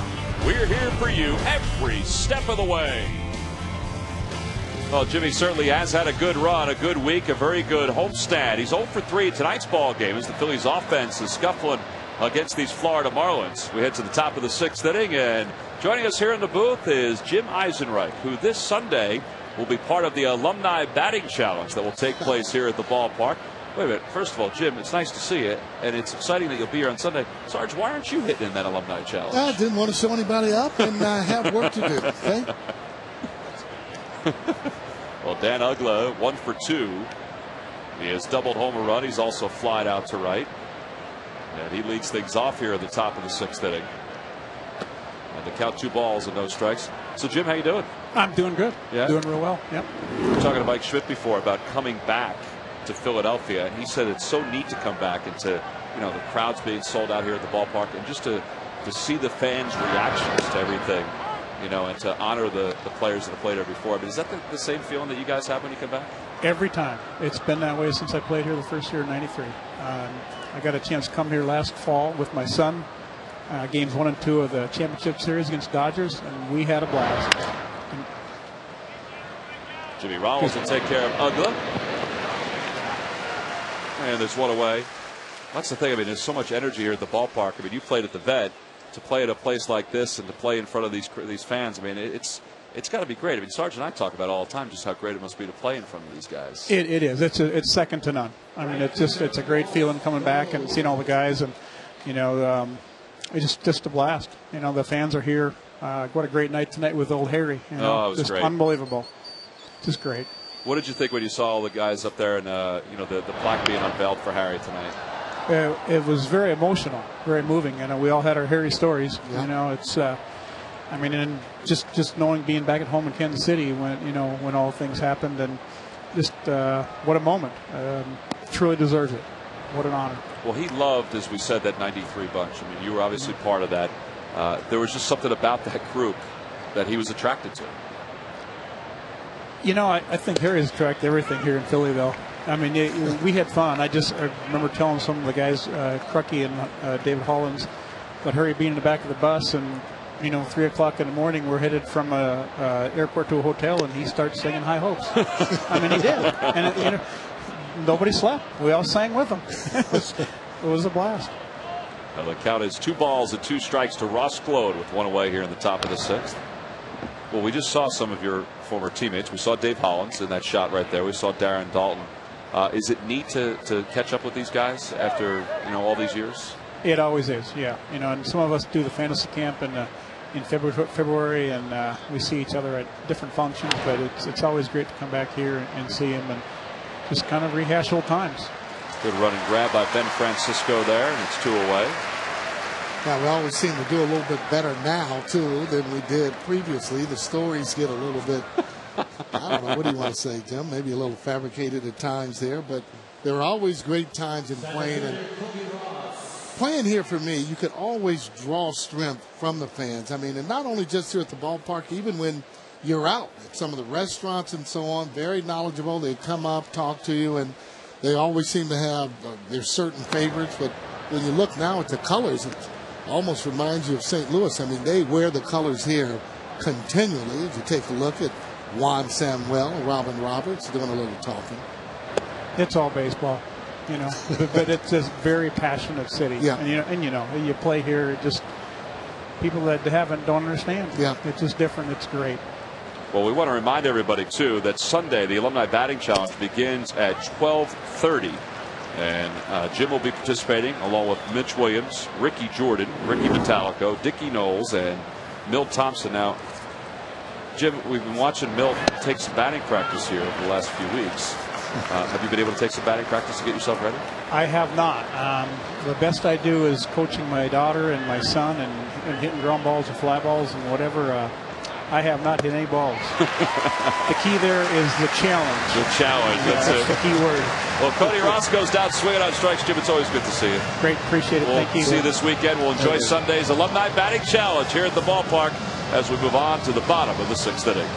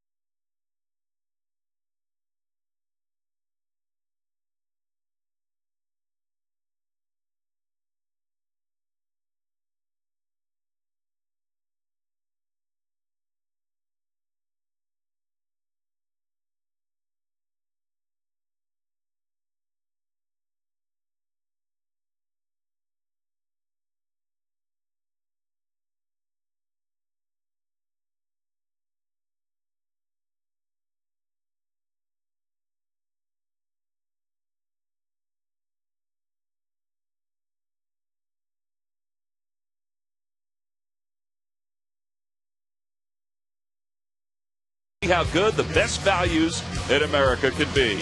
And by McDonald's, introducing the new Angus burgers made with juicy 100% Angus beef, available with premium toppings in 3 varieties for just $3.99. McDonald's, I'm loving it. Bottom of the 6th inning here at Citizens Bank Park. It'll be Jason Worth, Chase Utley, and Ryan Howard to start things off against Ricky Lolasco. Seems like I was talking about the Angus burgers at McDonald's, and both Sarge and Crucky, they perked up. Oh, here we go. I perked up, too. Yeah, well. It's called salivation. Yeah. Johnny, how you doing, buddy? Can't complain. Can't complain. How you guys been? We're doing good. Great ceremonies tonight? Yes, absolutely. Anything you do for Harry, it's got to be nice. Well, I'll tell you what. Smitty did a great job. Did a great job. Yep. Jason Worth takes a breaking ball outside, 1 ball and 1 strike. But just to look down on the field and see, Robin Roberts, Jim Bunning, Steve Carlton, Schmitty. I mean, the list goes on. And then up here to see all you guys from the '93 team. I mean, it's great that everybody gets a chance to come back and to celebrate Harry's life like this, too. Yeah, it is. It's just good to see everyone.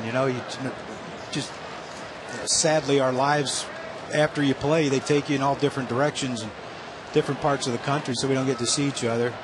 But yeah, this is great to get back together with everyone. It's all Juan Samuel and He still looks like he can play. That kind of stinks, but he really does. I saw Eisenreich, and I'm like, you guys. He looked good too. I know, but you got to get. Guys, don't you gain weight when you retire? I mean, look at this little style that we got going right there. Is that the mullet? That is a big time mullet. That's embarrassing. I had one of those at one time. I wish I still did, even though it was a bad style. It was pretty thick. Look at that mop, man. That brings back great memories, though, watching Harry walk through the clubhouse when you guys were around, because we said to Jim Eisenreich just how much he loved that 93 bunch. Yeah, but you know what? I've told people this. I said, Harry was one of us. He was, we took a cue from him with the partying and the good times, and we enjoyed having him around. And I've talked to other announcers from different teams. Michael Kay, does a radio show out of New York, and he asked me about Harry, and I said, we would ride to New York with him from here in a limousine to go to Shea and have a couple adult beverages and whatever. And he's like, man, I couldn't imagine asking Derek Jeter or Alex Rodriguez if I could ride with them. I said, no, you didn't understand. He didn't ask us. We asked him if we could ride with him. I said, that's how much respect we had for him. Well, that, and he also kind of looked out for you guys too, to a certain extent, and that, I guess that kind of enabled you guys to embrace him even more too. Yeah, let me tell you, if Harry wanted to go on the air and say everything we did at night, I'd have a feeling that not a lot of fans would like to come out and watch us play. we did some things that shouldn't have been done. I don't know, they may have enjoyed you even more. Yeah, well, that was a good thing about him, though. Harry knew kind of exactly what to say, what not to say. Again, a part of the group, and he'd be able to walk, amongst everybody. And it was just like, hey, there's Harry, like you would, hey, there's Larry. Yeah, he told me once, he said, it's about the game. It's not about after the game or before the game. It's about the game. And what you guys did after the game, he said, people didn't need to know. I said, thank you. 2-2 the count to Chase Utley. What was that week like for you, Crookie, after Harry passed? I mean, for a lot of us, it was extremely emotional, but there were so many things going on. I mean, you had to get on television and talk about it. It was a tough week for a lot of people. It was. And, I was headed down to Citi Field from Connecticut for the home opener of the Mets when, I got a call from Lee Tobin. And, she said, it doesn't look good. And she said, I'll keep you informed. I'm like, you got to be kidding me. And then, she called me probably a half hour later and said they're just, they're waiting to contact Kane. Kane was down at school and he couldn't get a hold of him. I said, oh, my God, no. And, it was that whole day, like we got to Citi Field and they put us in a back room outside their like media room or whatever. And I just remember sitting there and the guys left me alone. They went and did their, they went to the clubhouse, went on the field, and I just sat in there. And I just sat there. And Ron Darling walked in, and he looked at me, and he just walked out. And he knew, it was just, thank God both my parents are still alive. I would imagine it's going to be the same if one of my parents passed away. Because he was like, he was like our father. I mean, he was the guy that you look forward to every day when you got on the bus, when you got to the ballpark, and after games, he was. You wanted to make sure he was there, but he wanted to make sure that we were there too. Well, Ryan Howard's the batter now with 2 away here in the bottom of the 6th inning. Need a jolt here, don't we? Yeah, need something. I mean, this sold-out crowd. I mean, the festivities were great before the ball game, and the offense has only gotten the 2 hits so far. That's how strange baseball is. The Phillies played so good against Colorado. Florida just got toasted by the Washington Nationals now. Well, Nolasco, he pitches good against the Phils. He's got that breaking ball that he throws. Been spotting the fastball. Every now and then getting a little help from home plate umpire. But again, that's part of the game. You don't complain about the umpires, do you? Not very much. Only when they make obvious calls. And I should say bad calls, but obviously bad calls, right? Yeah. Well, I mean, it's a grind when you're facing a pitcher like this, and that certainly doesn't need any help. So that's when you want that concentration level even up more. Jorge Cantu, who is the third baseman, shaded over to the right side of the diamond. as they play 3 infielders on the right side. They usually always keep the shortstop on that left side when Ryan Howard is at the plate. No other team moves the third baseman over there to the second base side. And the count remains 2 balls and 2 strikes. Well, Crucky, you were talking about how people understood what you were going through the week that Harry passed away. These are the flowers that were left for us down in Washington after he passed away on that Monday when we returned on Wednesday. I mean, people around baseball understood what Harry's impact was on everybody. Yeah, I mean, I got calls and emails and stuff from people all over. I mean, just even when I was in New York, the Padres players came over. Darryl Ackerfeld, who's coaches in the bullpen for the Padres, came over to hug me. And Darryl was here for 1 year, and he was visibly upset, tears in his eyes, just talking about Harry. Dave Winfield came over. You didn't have to play here to appreciate him, and everyone. I mean, Mets players, or Padres players. The 4 that are veteran players that have actually been here. Yeah. Jake Peavy and them, they all were asking concern, give the family our best wishes and stuff like that. So, I mean, he touched more than just the Phillies family, but, the great thing is we got to appreciate him more than the rest. Well, Crucky, it's always great seeing you, buddy. Thank you, T-Mac. All right, John Kruk, our guest up here in the booth. Again, the call to the hall. Well, tonight it was a call to the wall for HK.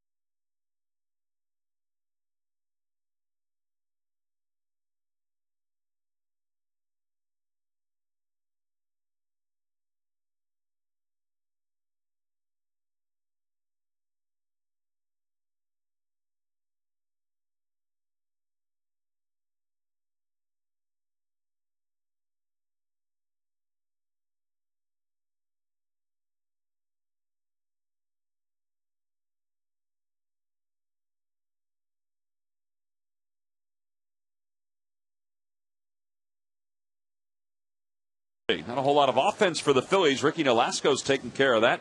7 strikeouts over 6 innings. Nick Johnson and Cody Ross have each homered. And beyond that, Joe Blanton's done a pretty good job here tonight. He's just allowed those 3 runs early, and that's it. Yeah, and you knew Ricky Nolasco. I mean, we went over the scouting report, talked about him, how hot a pitcher he is. That it was going to be difficult tonight. You couldn't let him get a lot of runs, and Joe has settled down. But, Nolasco is not giving in at all. Sorry I was a little late, but I just had a little reunion with Johnny Kruk, and that's always fun.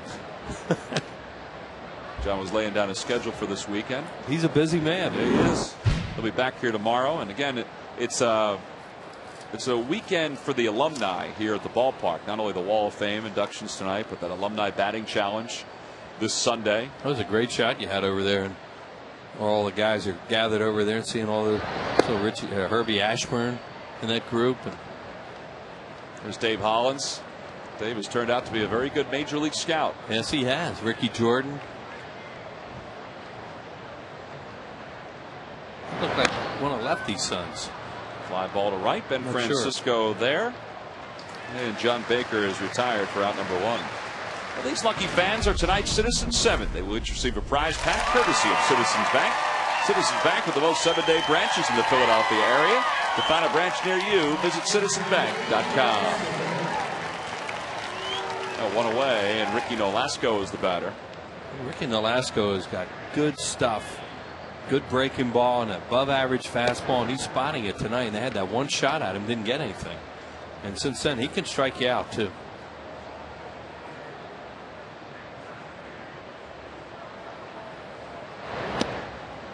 this is one of those innings for Joe Blanton. You know, he's just trying to get through it because they're going to be close to. They hope they can hit for him next inning, get to a spot in the order. How about the last 2 outings now for Joe? And there's Tony Taylor standing with the yellow shirt. The Bull, Greg Lazinski, down to your left. Yeah, a lot of talent over there. Oof. See some of the guys in that box. You see why the Phillies had so many good years.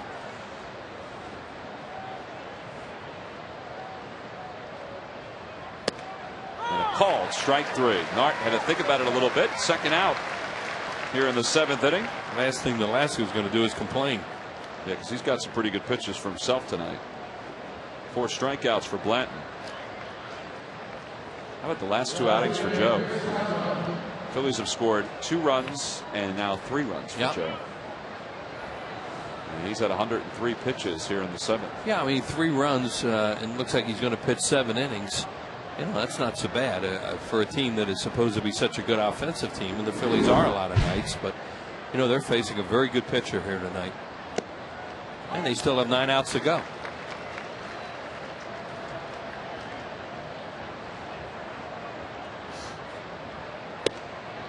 1-1 the count to Chris Coghlan. They haven't come up with their pitcher for tomorrow night. They say they're going to announce something after the game, and then you get Johnson on Sunday. So you almost always see a good starter with the Marlins.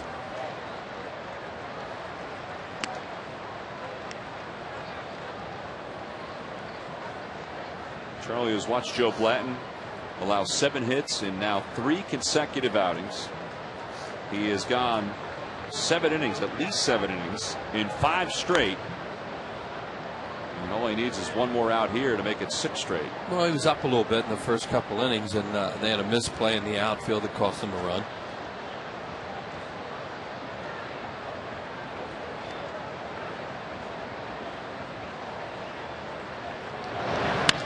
Line drive, base hit. And Coghlan has his 2nd hit of the night. That's 6 straight games for him that he has a multi-hit game.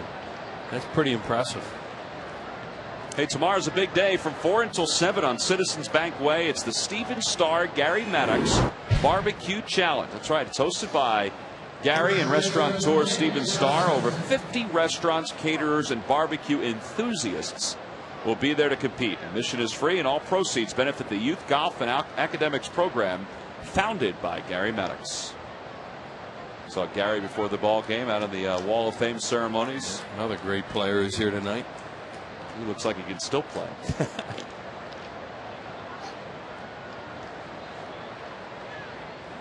That great shot you had of Robin Roberts over there, and there was Robbie. I mean, he's watching the game, intently watching the game. And you know, Robin is still such a tremendous student of baseball. We've had him on the air, and he's up to date. Really knows today's players. Look at him watching the game. And you know, whenever we've had Robin on, he's just a fascinating guy to be around. And so he's talking baseball with Sammy there. 7-time All-Star. Look at all those complete games. What did he say tonight? 28 in a row. 28 in a row. Season. You kidding me? Nope, that's us. Talking about us. Robin Price said, "Hey, Sammy, look, they're talking about you." 3-0 the count. Sammy and Ricky Jordan. There's Dave Hollins. Yeah. Headley. A lot of respect for Robin. That's great. Ball 4. And Nick Johnson draws a 2-out walk, so runners on 1st and 2nd. Well, now you're getting, you know, you're talking about, look like he was going to get him through 7, but maybe not.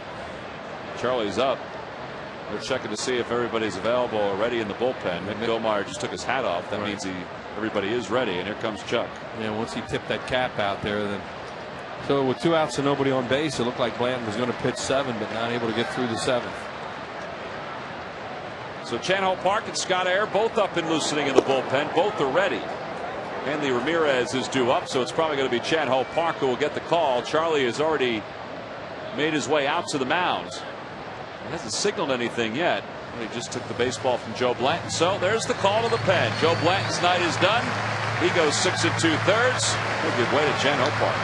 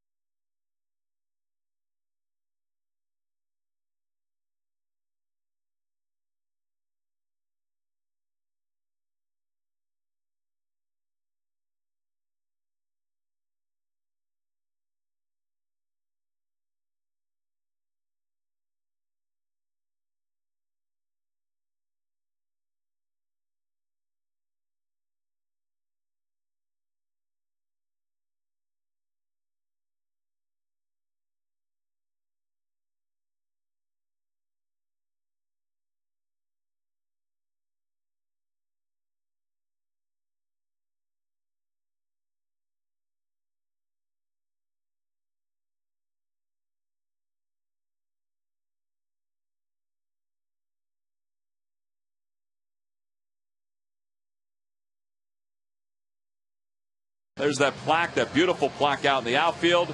We'll turn it over to Mike Schmidt for our quote of the day. He was our voice, our link to you. And for 40 years, he was so good, we all actually took him for granted. 15 minutes could save you 15% on car insurance. Visit us at geico.com or call 800-947-AUTO. And ain't that the truth? Harry passed away on April 13th. It's been 117 days, well 18, since we last heard his call on the airwaves here in Philadelphia. And that ground out in Colorado, innocently enough to Chase Utley to get the final out against the Rockies. The 2-run home run by Matt Stairs. Those were the last calls that Harry would make behind a Phillies microphone. Chan Ho Park is in his 33rd game, 3-2 on the year, and he's in with runners on first and second and 2 outs here in the top of the 7th inning. Facing Hanley Ramirez, who is 1 for 3. Yeah, big spot in the game with 2 outs and a guy like Ramirez up. And Charlie Manuel just deciding he'd rather a fresh arm come in to face this guy than Joe Blanton with over 100 pitches. See, his numbers against Park are good, but you know, Chano's been really good against right-handed hitters lately with that breaking ball. Well, Chan Ho has been outstanding as a relief pitcher, and with all the injuries the Phillies have had, and they've gotten a handful of guys on the disabled list, he has stranded all but 6 of the runners that he has come in to a game with on base, and we count 2-1. When you have 2 straight right-handed hitters here, 2 with great power, and Ramirez and Cantu. There's Jorge Cantu, Dan Uggla in the hole. Another one.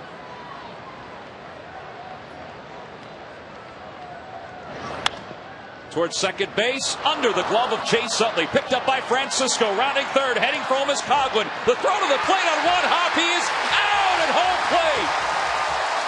What a throw by Ben Francisco, and a great tag by Carlos Ruiz to keep this at a 3-run ball game. Outfield assist number 6 for Francisco, and his first in a Phillies uniform. Man, some great technique to finish up the top of the 7th inning. Just beyond Chase Utley, there's Ben Francisco, and right within the grasp of Carlos Ruiz.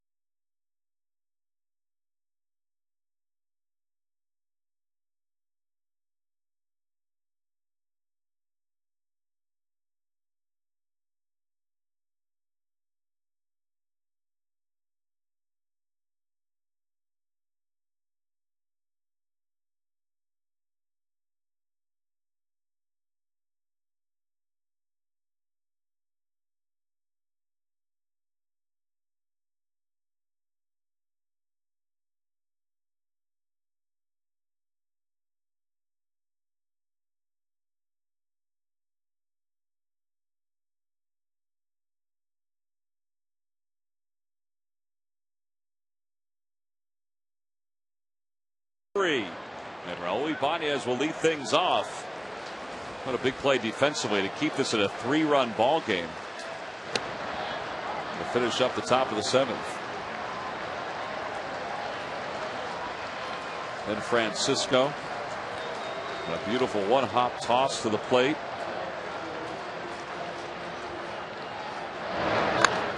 And Ibanez has got a base hit to start the 7th inning. So he's aboard.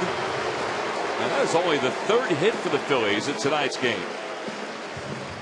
Time now for the Dodge Stump the Fans Trivia Quiz answer. Who holds the Marlins record for most RBIs all time? Well, it'd just be a guess. You know, it's not one of the guys now because they haven't been around long enough. So I want to say Jeff Conine. Jeff Conine Wills is incorrect. Had to be a good guess. That was a good guess. How about Mike Lowell? Where's Conine rank? I don't know those answers. I thought I might have snuck that one in there. Log back on to thephillies.com to find out if you're the winner of Phillies prize pack. Thanks for playing Dodge Stump the Fans. And Wheels, if you want to know where Jeff Conine ranks, you got to ask Tommy Hutton. As Ben Francisco sends one in the air, deep to left field. Back is Coghlan. He jumps and it's gone! Into the flower bed.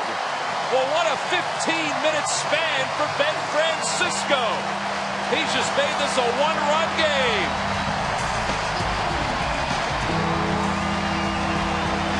You know, last week when the club was in San Francisco, I remember saying, you and I were talking a couple times, I said, those fly balls he's hitting the left field are going to wind up in the flower bed when the Phillies get home. Well, you know, it's a lot shorter out there than it is in other ballparks. And he's going to hit some flower bed homers, and he's going to hit some a lot further. This guy's got ability. Got a breaking ball there that hung a little bit, got it way up in the air, short part of the ballpark. Home run. Into the geraniums or whatever they are. And Anita Dowdell of Yardley, Pennsylvania, you've just won $100 courtesy of the McDonald's home run jackpot. You could see those high fly balls that he was hitting last week that were caught way in front of the warning track in San Francisco. In this park, that's where they're going to land.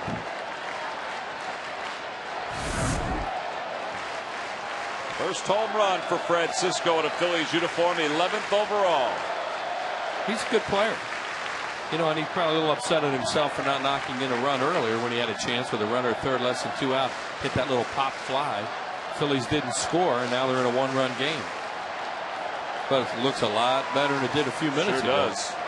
The bullpen is working now for the Marlins. Kiko Colero is the right-hander. Dan Meyer is the lefty. Dobbs fights it off, and the count remains 0-2. Francisco's got the throw out at the plate, the home run now. Let's see what else he can do to keep the Phillies in this game. Well, you know, Charlie's been talking about him a lot since he came over from Cleveland. He now has a really good 4th outfielder. And with Victorino not able to play, this guy's playing tonight. Look what he's done. Great job by Ruben Amaro in that deal. You know, obviously it was centered on Cliff Lee, who's just been great. But to get Francisco in that deal, pretty good. This guy was basically an everyday player with the Indians. Yep. The injury to Sizemore.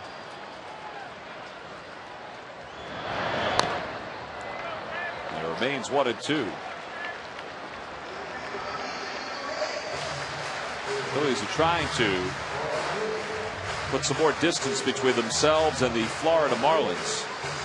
A 7-game lead when this game began, and Ben Francisco is drawing them closer to what they hope to be an 8-game lead once this day is over with. 1-2 pitch to Dobbs. Hit the opposite way toward left center field. Ross on the run, so is Coghlan. Oh, what a play by Chris Coghlan. He left his feet at the last minute, and he makes the play for out number 1. Man, that was a great play. That looked like a base hit, but it had a lot of hang time.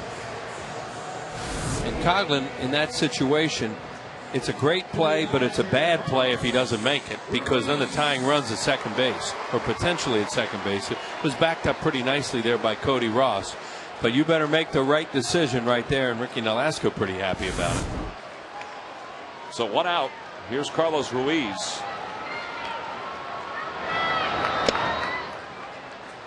And Shane Victorino has come out of the on-deck circle for the Phillies as a pinch hitter.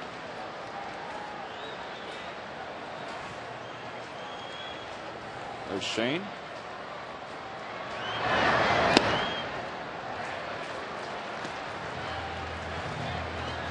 Ryan Matson loosening up in the pen.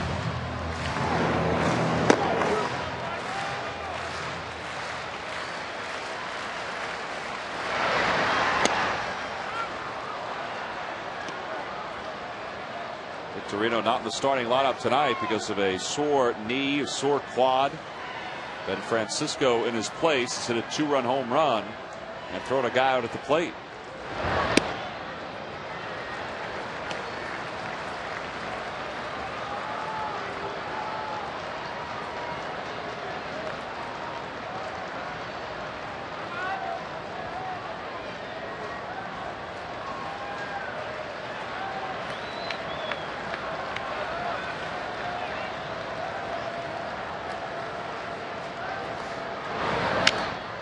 Out in front of that one, he pops it up.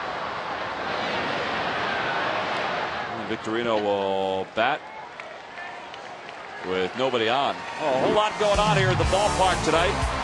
And you can join Ricky Vitalico and Michael Barkan, plus Leslie Goodell's exclusive player reactions on Sloan Toyota presents Phillies postgame live after the game, only on Comcast Sportsnet. And here is Victorino.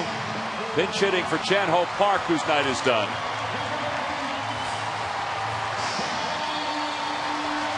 Yeah, that's why they really wanted Blanton to get through that inning so they didn't waste Park for just one batter. But that's what they wound up doing now, because obviously they're going to hit for him. And have to go to the bullpen some more. So, just that one out that you're not able to get. And Joe did a terrific job tonight. And he wanted to get that last out. And it's kind of a domino effect in your bullpen, because of only being able to use Park for the 1/3 of an inning.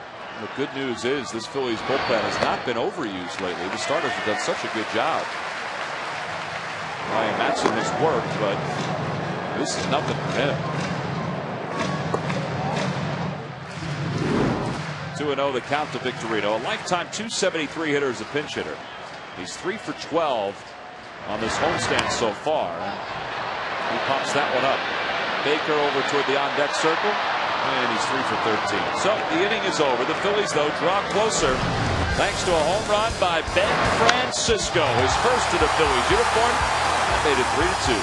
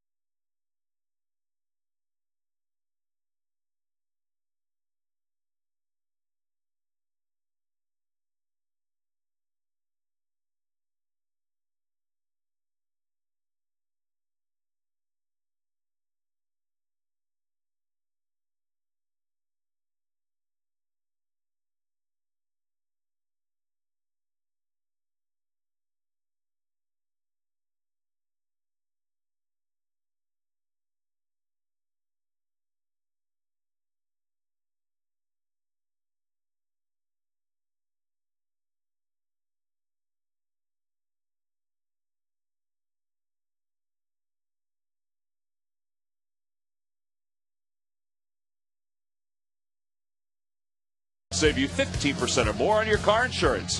Visit us at geico.com or call 800-947-AUTO. And buy your local Chevy dealers. Well, inside Citizens Bank Park, the Phillies replica of the Liberty Bell was a swing and a half inning ago. Ryan Matson is the new pitcher, his 55th game.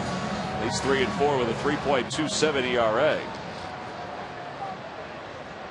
And Francisco made sure of that with a 2-run home run into the flower bed in left field, as Matson will go to work against Jorge Cantu, Dan Ugla, and Ross Glode.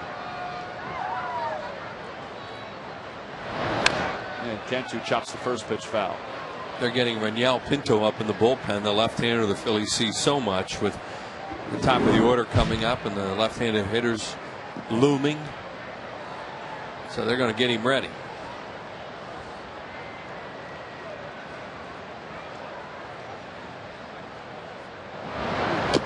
Wheels mentioned, this bullpen has not been very good for the Marlins. That was a foul ball, by the way, to Cantu. And it's 0-2. Ricky Nolasco's got the towel around his neck. He wants to stay in that game. And Reniel Pinto is up and loosening. Well, you have Rollins, switch hitter, and then Worth, right-handed hitter, to start the ninth or start the 8th inning. And then the 3 left-handed hitters. Marlins have not only Pinto but also Dan Meyer, another lefty, as Cantu's down swinging. Gets the changeup, and there's one away. Good job by Ryan Matson. Marlins bullpen this year, we showed you those numbers that they had when they were in Washington this past weekend. I mean, they've been pretty good overall. Yeah, they were real good, and then they just had a bad stretch. 5th in the National League, 3.82 ERA. Hey, Washington can hit. That's one thing about the Nationals, and they were losing 5-0 tonight. Now they're winning 7-5. Yeah, E.J. Hinch has been thrown out of that ball game for the Arizona Diamondbacks. Cantu down in the count, no balls and 1 strike.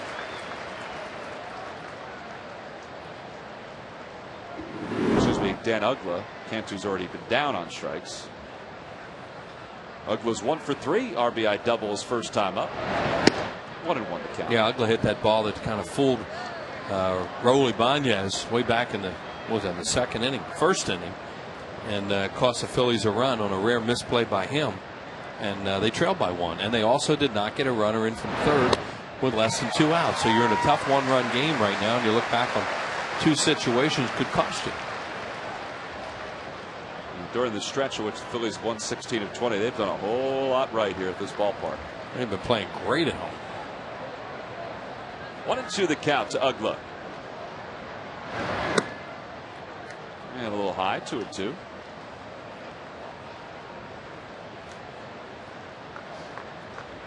Phillies have 3 pitchers from the bullpen currently on the disabled list. Clay Condrey, Chad Durbin, J.C. Romero. 3-2 the count. They have Brett Myers on the DL as well, and I guess you could consider him a starter until he comes back. But Brett threw a simulated game yesterday and apparently threw very well. And he'll throw another one this weekend. That's good news. And a call, strike 3. Uggla rung up. He thought it was ball 4. No chance though. Second strikeout for Matson. Yeah, Matson thought he had a strike on the pitch prior to that. Paul Nart said no, and that one was away. It looked like it caught the outside corner, and he got the call here. Close. You can see why Uggla tried to bag that one. 2 away.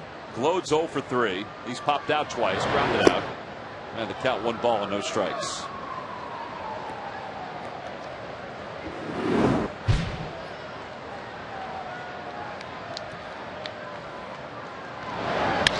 Line drive towards center field. Jason Worth frozen. Now goes back, makes the grab.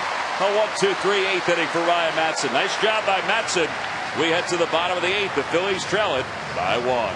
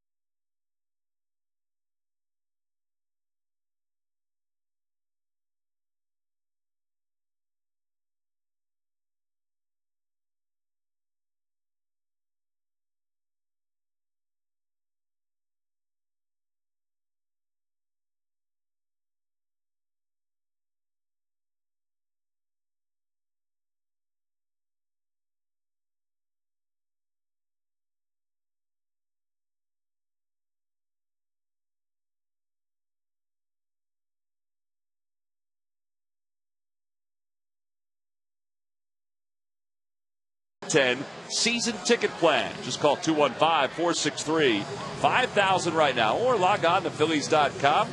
Check out all the information about becoming a 2010 Phillies season ticket holder.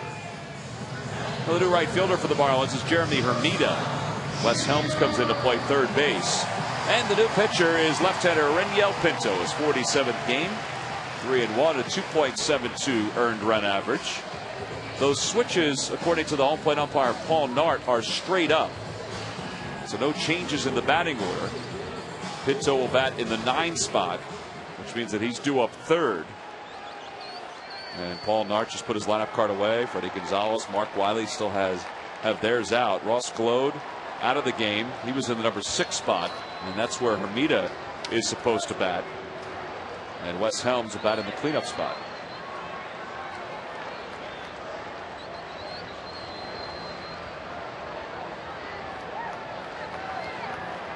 So we start the bottom of the 8th inning. Jimmy Rollins will bat right-handed for the first time. Jimmy's got a 12-game hitting streak on the line. Just 1 hit against Pinto.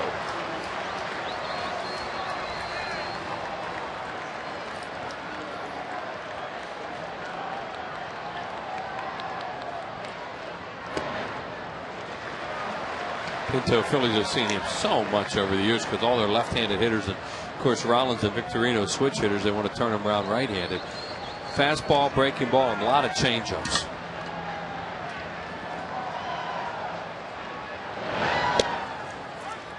There's a fastball for strike. It's 1 ball and 1 strike. Pinto against the Phillies, an ERA of 5.52. This is his 23rd career game. A lot of his outings have been situational outings against the Phillies. Some have been longer than 1 or 2 batters. Jimmy to right center field. On the run is Ross. He's there. And Jimmy a little out in front of that change of speeds. 1 away. Yeah, that's his best pitch. And he threw him fastball, and then changeup. And as you said, he's out front. Pinto spent some time on the disabled list this year. In fact, he was on the DL for 15 days. He had some inflammation to his elbow.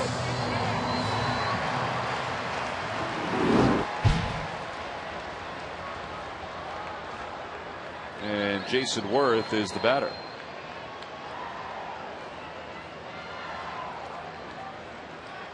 Jason 0 for 3. By the way, they have just made some changes to the batting orders. They are not straight up, as Paul Nart signaled. Jeremy Hermida will bat 9th. Wes Helms will bat cleanup, and Reniel Pinto will bat 6th. And if you look at it, that's the smart way to do it because the Marlins don't have a whole lot of bench players.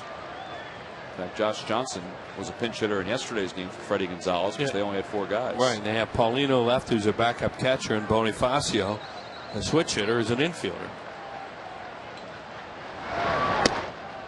2-1 the count to Worth. On the Toyota Major League scoreboard, the Cardinals have defeated the Pirates 6-4. Mark DeRosa had 3 hits, an RBI, and a run scored.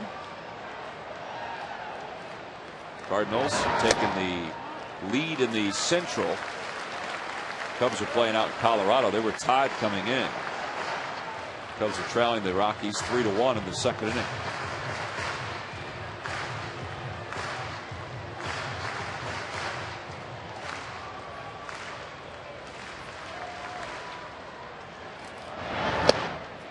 Ooh. Jason thought that was ball 4. Instead, it was strike 2.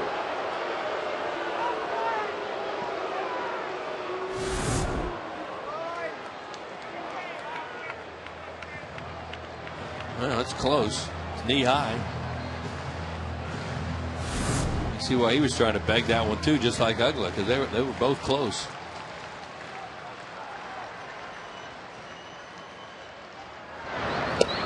That's ball 4.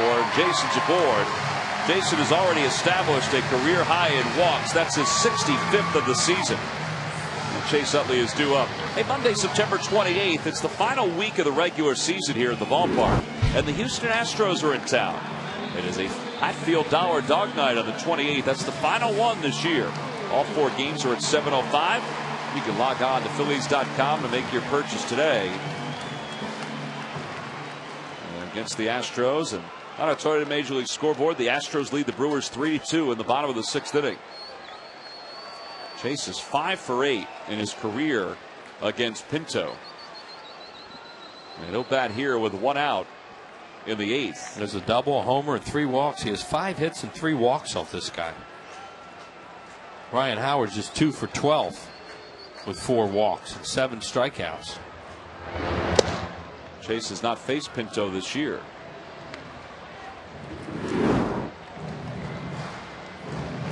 Chase and Raul Ibanez, 2/3 of the heart of this Phillies lineup as Lidge loosens up at the pen, have really done a very good job against left-handers.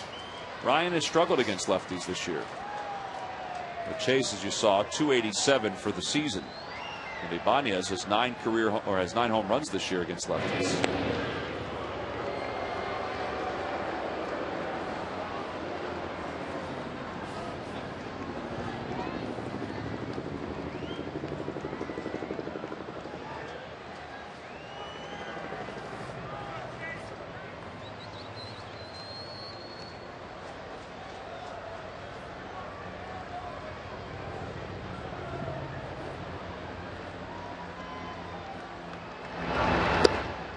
Ball, 1 strike the count. See, Pinto takes a while to unwind and throw the ball to home plate. He's a guy he could potentially run on, but I think they're more likely to want to keep that hole open on the right side for Utley right now, because the right fielder Hermida is really deep, and Worth will have a good chance to first to third on a ball to right field. You see how deep the right fielder is. Look where Cody Ross is too. Right. They're in a no doubles defense right now in the outfield.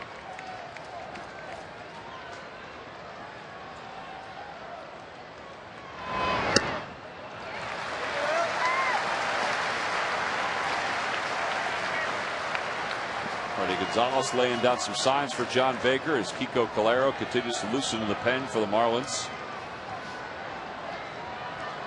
They tried to shore up the back end of their pen with the re-addition of Matt Lindstrom.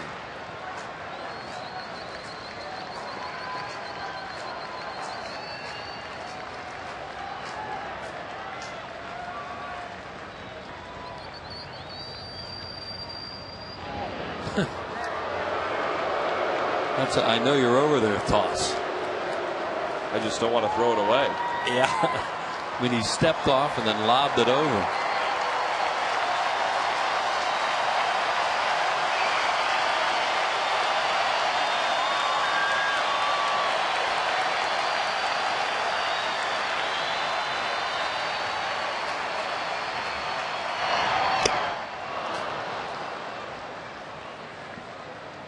Late on a fastball.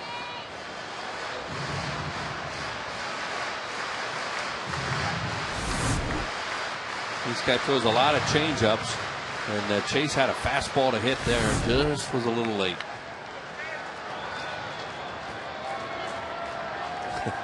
He thinks his club's got a chance. Yeah, it's not rally cap time, but those are rally eyes right there. 2-2 the count to Utley.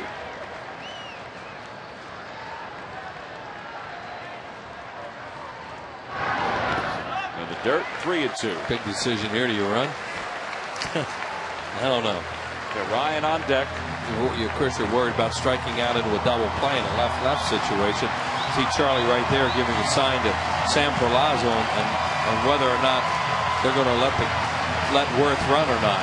And Sam just relayed that to the base runner more than anything. Baker's thrown out 22% of the runners that have tried to steal. 3-2, 1 out. You know, is a running situation. Many times, unless you put a don't go on. Worth leads off first. He doesn't go, and the pitch is outside. Ball 4. Runners on first and second. Back-to-back walks issued by Pinto.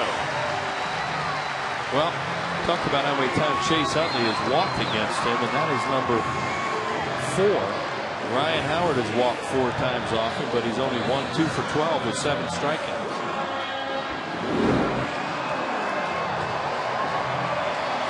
Run, 1 double, and Ryan is due. He doubled his first time up. See if they might bring their outfielders in a little bit now that there's a runner at second as a tying run, as opposed to being in that no extra base defense they were just in. Not much movement except for Cody Ross a little bit. Mark Wiley gets on the phone with a pen.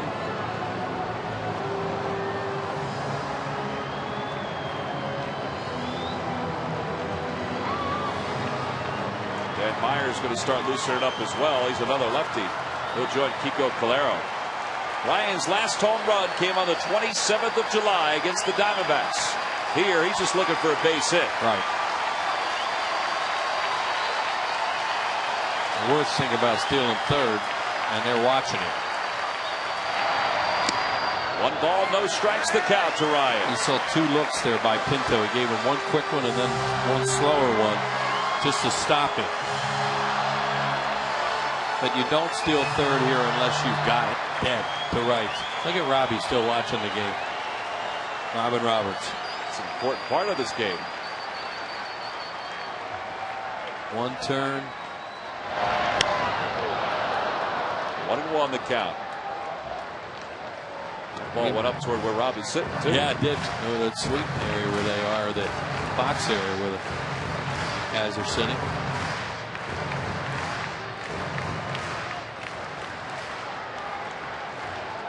Greg Luzinski's son Ryan there in the background. He was a good player. 2-1 the count. His son Ryan, who played under Bull at Holy Cross High School over in South Jersey. Dodgers, was in the Dodgers system. That was a sandwich pick. Runners on first and second, 2-1 to Ryan Howard. Worth is the tying run at second.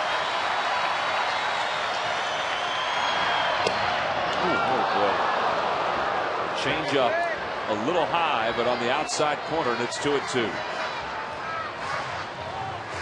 Really trying to be disciplined, stay off that then, and I don't know whether it was high or not. Hard to tell from up here.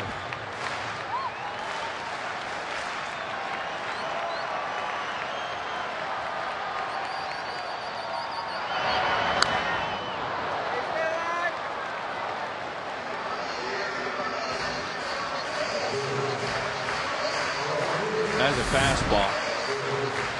He's in protection mode right there. That thing's coming after him.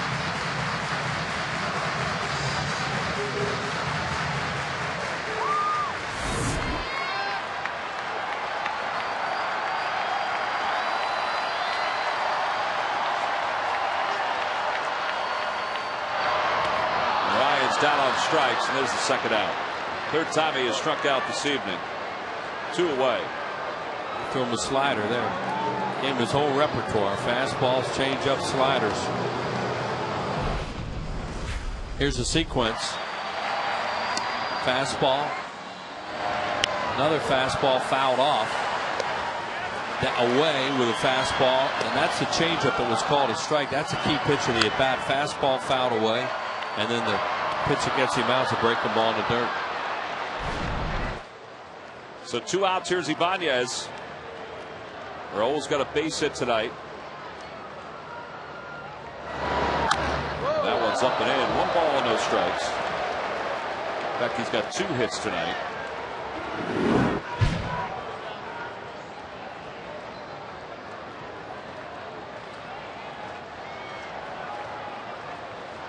Ball back in the second inning. They originally scored an error to Hanley Ramirez. They changed to a hit. Chopper, slow roller, right side. Chase tried to distract Ugla. He does not, and the inning is over. So the Phillies strand 2 here in the 8th against Reniel Pinto. We move on to the 9th in a 1-run game.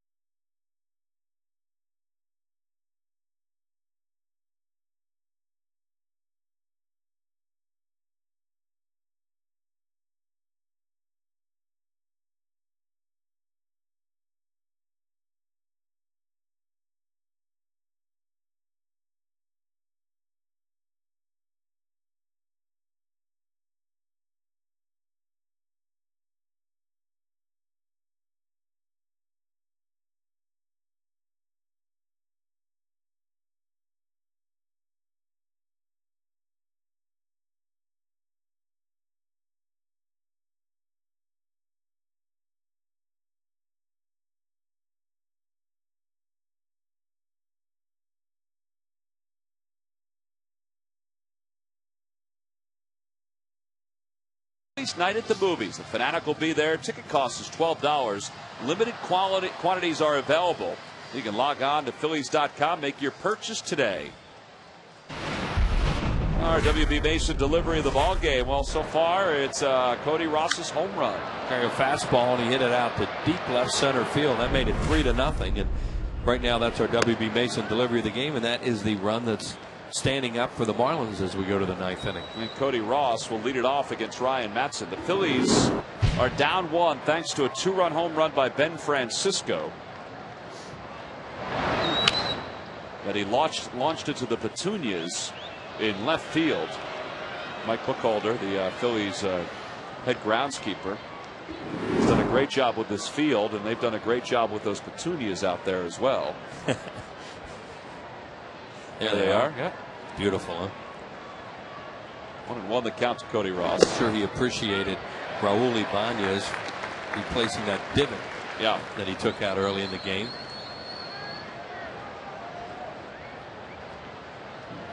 There's Raul. And behind him are those beautiful petunias, which we understand are a South American herb. That ball is hit foul. And it remains 1 ball and 2 strikes. Mike Buchholder does a great job with his playing field. And there's that divot that he's very appreciative that Raul replaced. That was a big one. Mike's daughter Erin is celebrating her 7th birthday tonight. He'd like to get home. Yeah.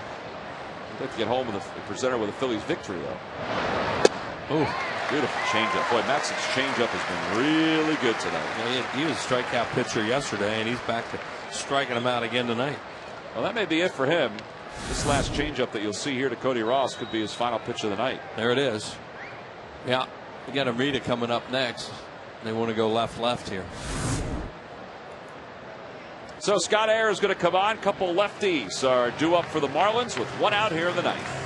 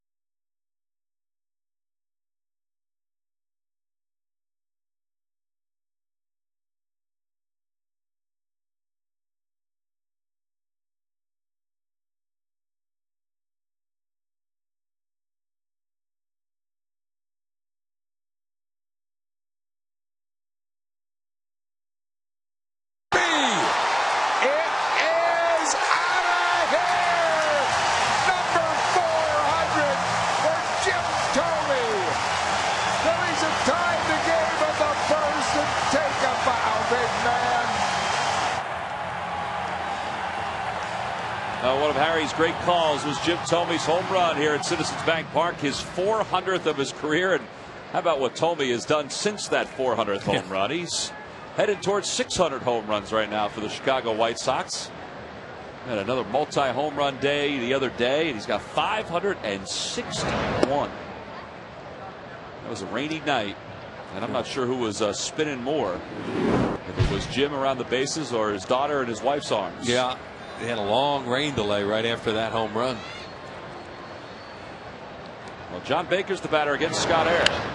And Baker has the count even, 1 ball and 1 strike. A lot of home runs. I had a guy in here tonight hit 548 on the Phillies uniform.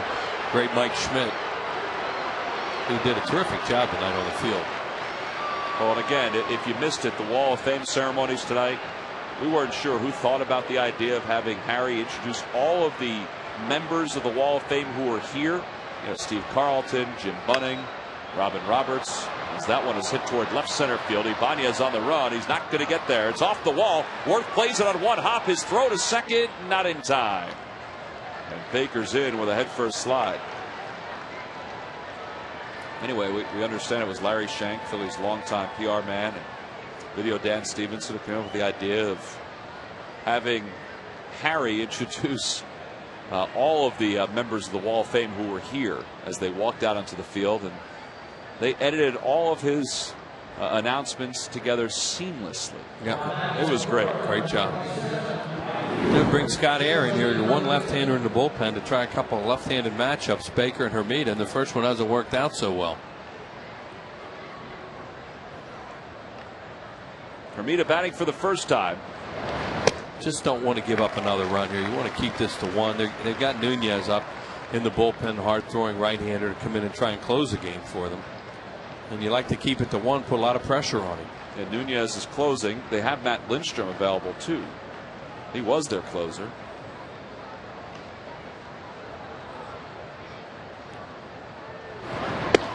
One ball, one strike to count to Hermida. There's Nunez. Kid who they got from the Kansas City Royals in the Mike Jacobs deal.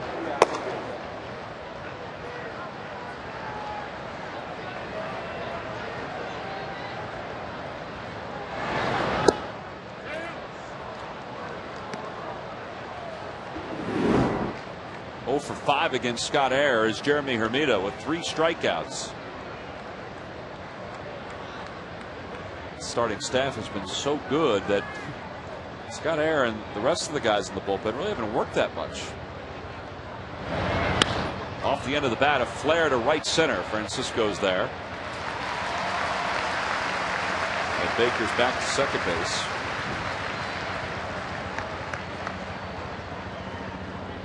And you have another left-handed hitter in Coghlan, so 3 straight, and that's the reason why Charlie Manuel made that move. Now he's got to get one more out here.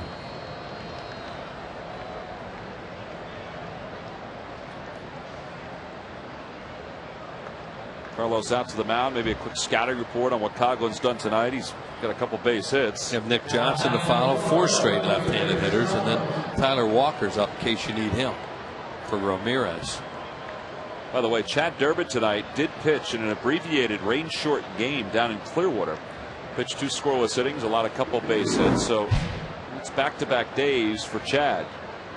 He's eligible to come off the disabled list, so he might be rejoining the Phillies sometime in the next day or so. J.C. Romero also pitched tonight, as J.C. is fighting his way back off the disabled list. Well, they'd love to have him back here and have 2 left-handed moves out of the pen. Yeah, J.C. walked 1, struck out 1, a third of an inning. That game was stopped in the third because of rain. That's when J.C. was in there. Nice play by Carlos. 1-1 the count to Coghlan. 5 straight or 6 straight now. Multi-hit games for Coghlan. You know, we've seen a little bit of him now, and one thing he jumps out at you, he looks like a good hitter. They're not quite sure where they can play him, but he can swing the bat. Look what he's done against lefties. A nice little short swing, and he doesn't give much ground.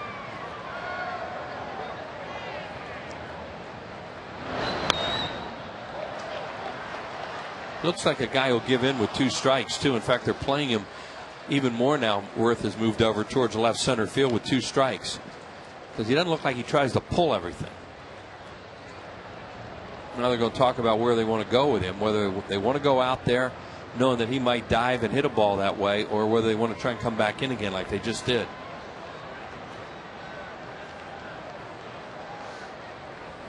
Well, Charlie's trusting Scott Air here to get out of this inning. See where Ruiz sets up. Get an idea what they're going to try and do. Away. And they got him. And it sneaks away from Ruiz. Coughlin wasn't running right away, and now the Marlins have runners on first and third. Wow. Boy, a heck of a pitch, and that ball just went right through the 5-hole of Ruiz. And he had Coughlin, but he just didn't want to take a chance with the runner on third that he might throw it away. At least that's what I think he was thinking. I don't know. You know, think about whether he's going to hit him. If you hit him, then you rely on the umpire to decide whether he's in the baseline or not. But here, the bottom line is he doesn't get down on this. It hit the glove, and then it shoots through the 5-hole, as you said, Tom, because you got to anticipate that ball in the dirt. And he's really good at that, but not on this one. You see Coughlin, he didn't run. Nope. And now all of a sudden it's like, man, I got to get going. He was, well, right at the end there, he starts to drift out.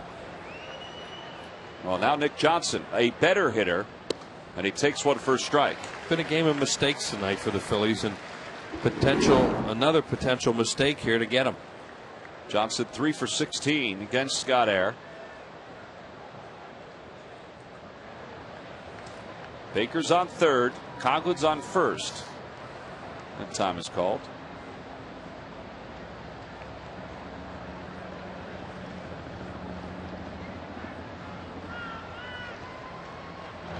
This is the kind of spots I got Nick Johnson for. Because, you know, he doesn't strike out that much. Well, he has been good from the 7th inning on. Especially since the 6th of July. Look at those numbers.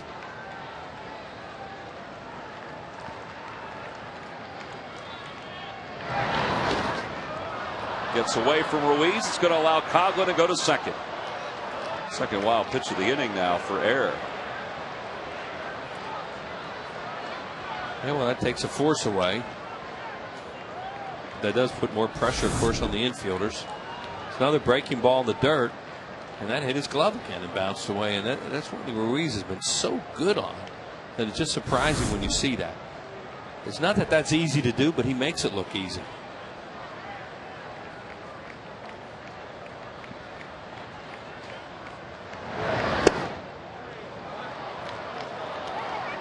Just throwing one slider after another, base open. This is his last hitter.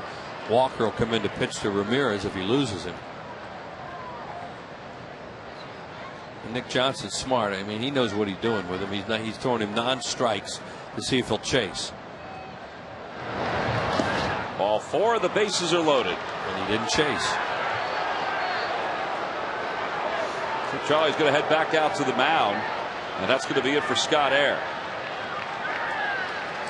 Charlie's going to ask his right-hander Tyler Walker to come on with the bases loaded here in the 9th inning against Hanley Ramirez. Righty against righty in a 1-run game. That's exactly where the bullpen's trying to keep it now. 3-2 Florida.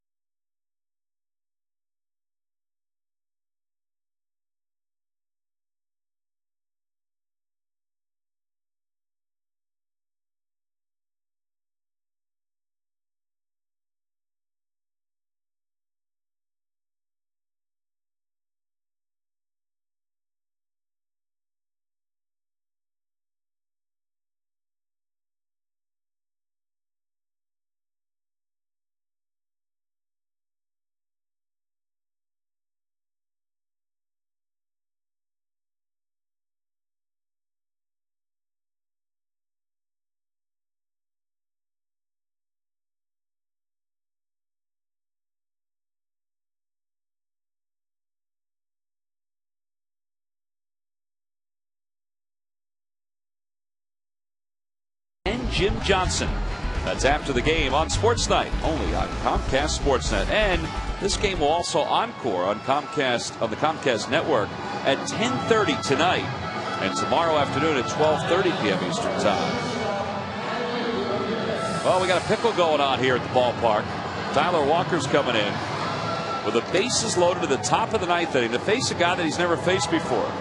And that's Hanley Ramirez. Walker's 14th game, 1-0 with a 2.81 ERA. 16 innings, he's allowed 15 hits, 10 strikeouts. And here's Ramirez, who tonight has a couple base hits. Bases are loaded. Baker's on third, Coughlin's on second, and Nick Johnson's around at first base. And here's your ball game. And Ramirez tries to check. Doesn't matter. It's a strike anyway. 0-1. 3 career grand slams for Ramirez. He's got good numbers with the bases loaded.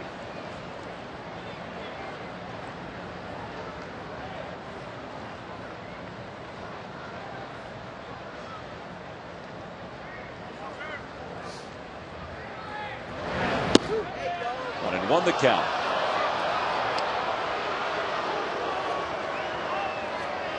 Hanley Ramirez has those 3 grand slams. All 3 have come here in 2009.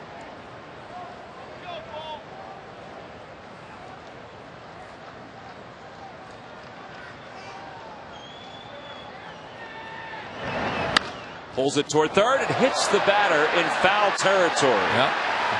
That's why you lead off in foul territory, because if it hits you, people are screaming down there in the third baseline, but they don't have a real good angle.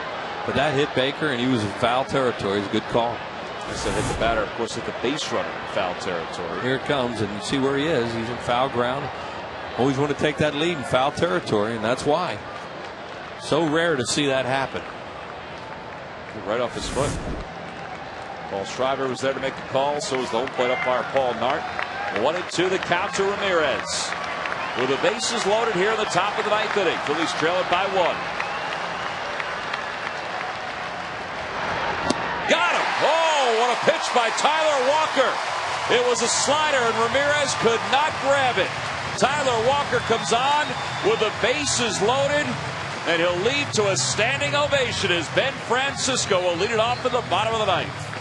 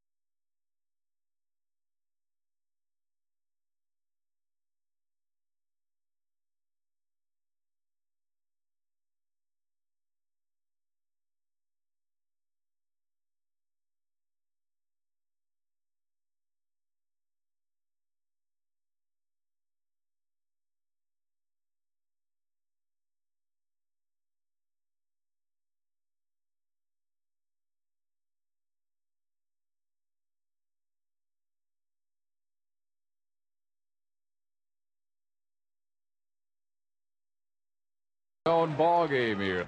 Swing and a base hit to left center field. Hank Avilia's going to score. This game is over. On an RBI hit by Minchie Poo. Well, some late season dramatics for the Phillies at the vet. Mitch Williams, that was an unbelievable night. And Harry Callis with that call. And Whitey with the groans in the background. That was some night. Oh boy, some morning. Started about 5 or 5:30 with the first game and finished at 4:40 something or 4:30 something, whatever it was in the morning. Breakfast with baseball. Oh, it was awful. Oh, Leo. Split a doubleheader. Yeah.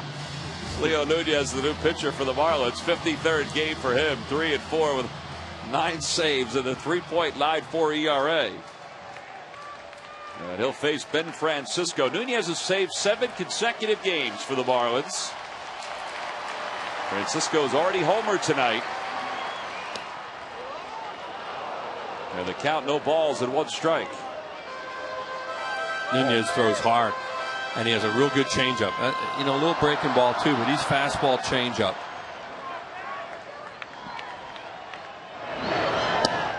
And there's that changeup, and 2 strike calls by Paul Nard that Ben Francisco does not agree with. Yeah, Nard's barking at him too. They were close.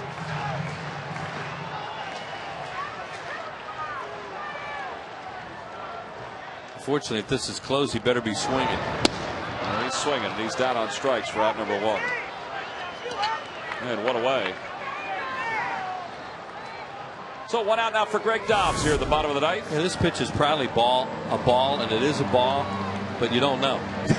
After what just happened, it's that close, you better be swinging. There's Matt Stairs lurking in the on-deck circle for the Phillies. Dobbs tonight hitless in 2 official at-bats. He walked his second time up. That was back in the 5th inning.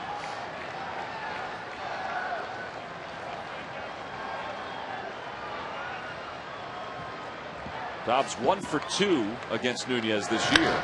And he hits it in the air to left field. Not that deep. Coughlin is there. 2 away. Coughlin did not look comfortable at all going back on that, as Nunez gets Dobbs on a changeup. And here's Stairs. Stairs does have a home run against Nunez. He's 2 for 3 this year against him. 227 hitter overall, 4 homers, 13 RBIs.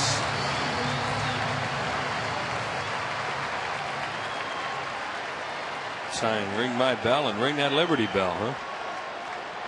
It is rung 1 time tonight on Ben Francisco's home run. Stairs with 18 career pinch hit home runs. That's 2 away from the all-time record. And he pulls one softly to the right side, and boy, Leo Nunez is going to have an easy 1-2-3 save here in the 9th inning. So the Marlins take game 1 of this 3-game series. They do so by the final score of 3-2. Freddie Gonzalez's team, which had lost 3 straight to the Washington Nationals on the front part of this road trip, have come back and have taken the first of this 3-game series this weekend here in Philadelphia. Chevrolet player of the game was the starting pitcher for the Florida Marlins. Yeah, Ricky Nolasco, as expected, was very good here today. He was coming off just 3 runs in his last 3 starts. He gives up 2 tonight on the 2-run home run. He had 2 walks, 7 strikeouts. You see that excellent breaking ball. That was a fastball, another breaking ball. He has good curveball, good slider, uses changeup a little bit, and Ricky Nolasco was terrific. And he is our Chevrolet player of the game. Phillies lead the division is at 6 right now. They lose tonight 3-2 to the Marlins. Now for a look at what's coming up on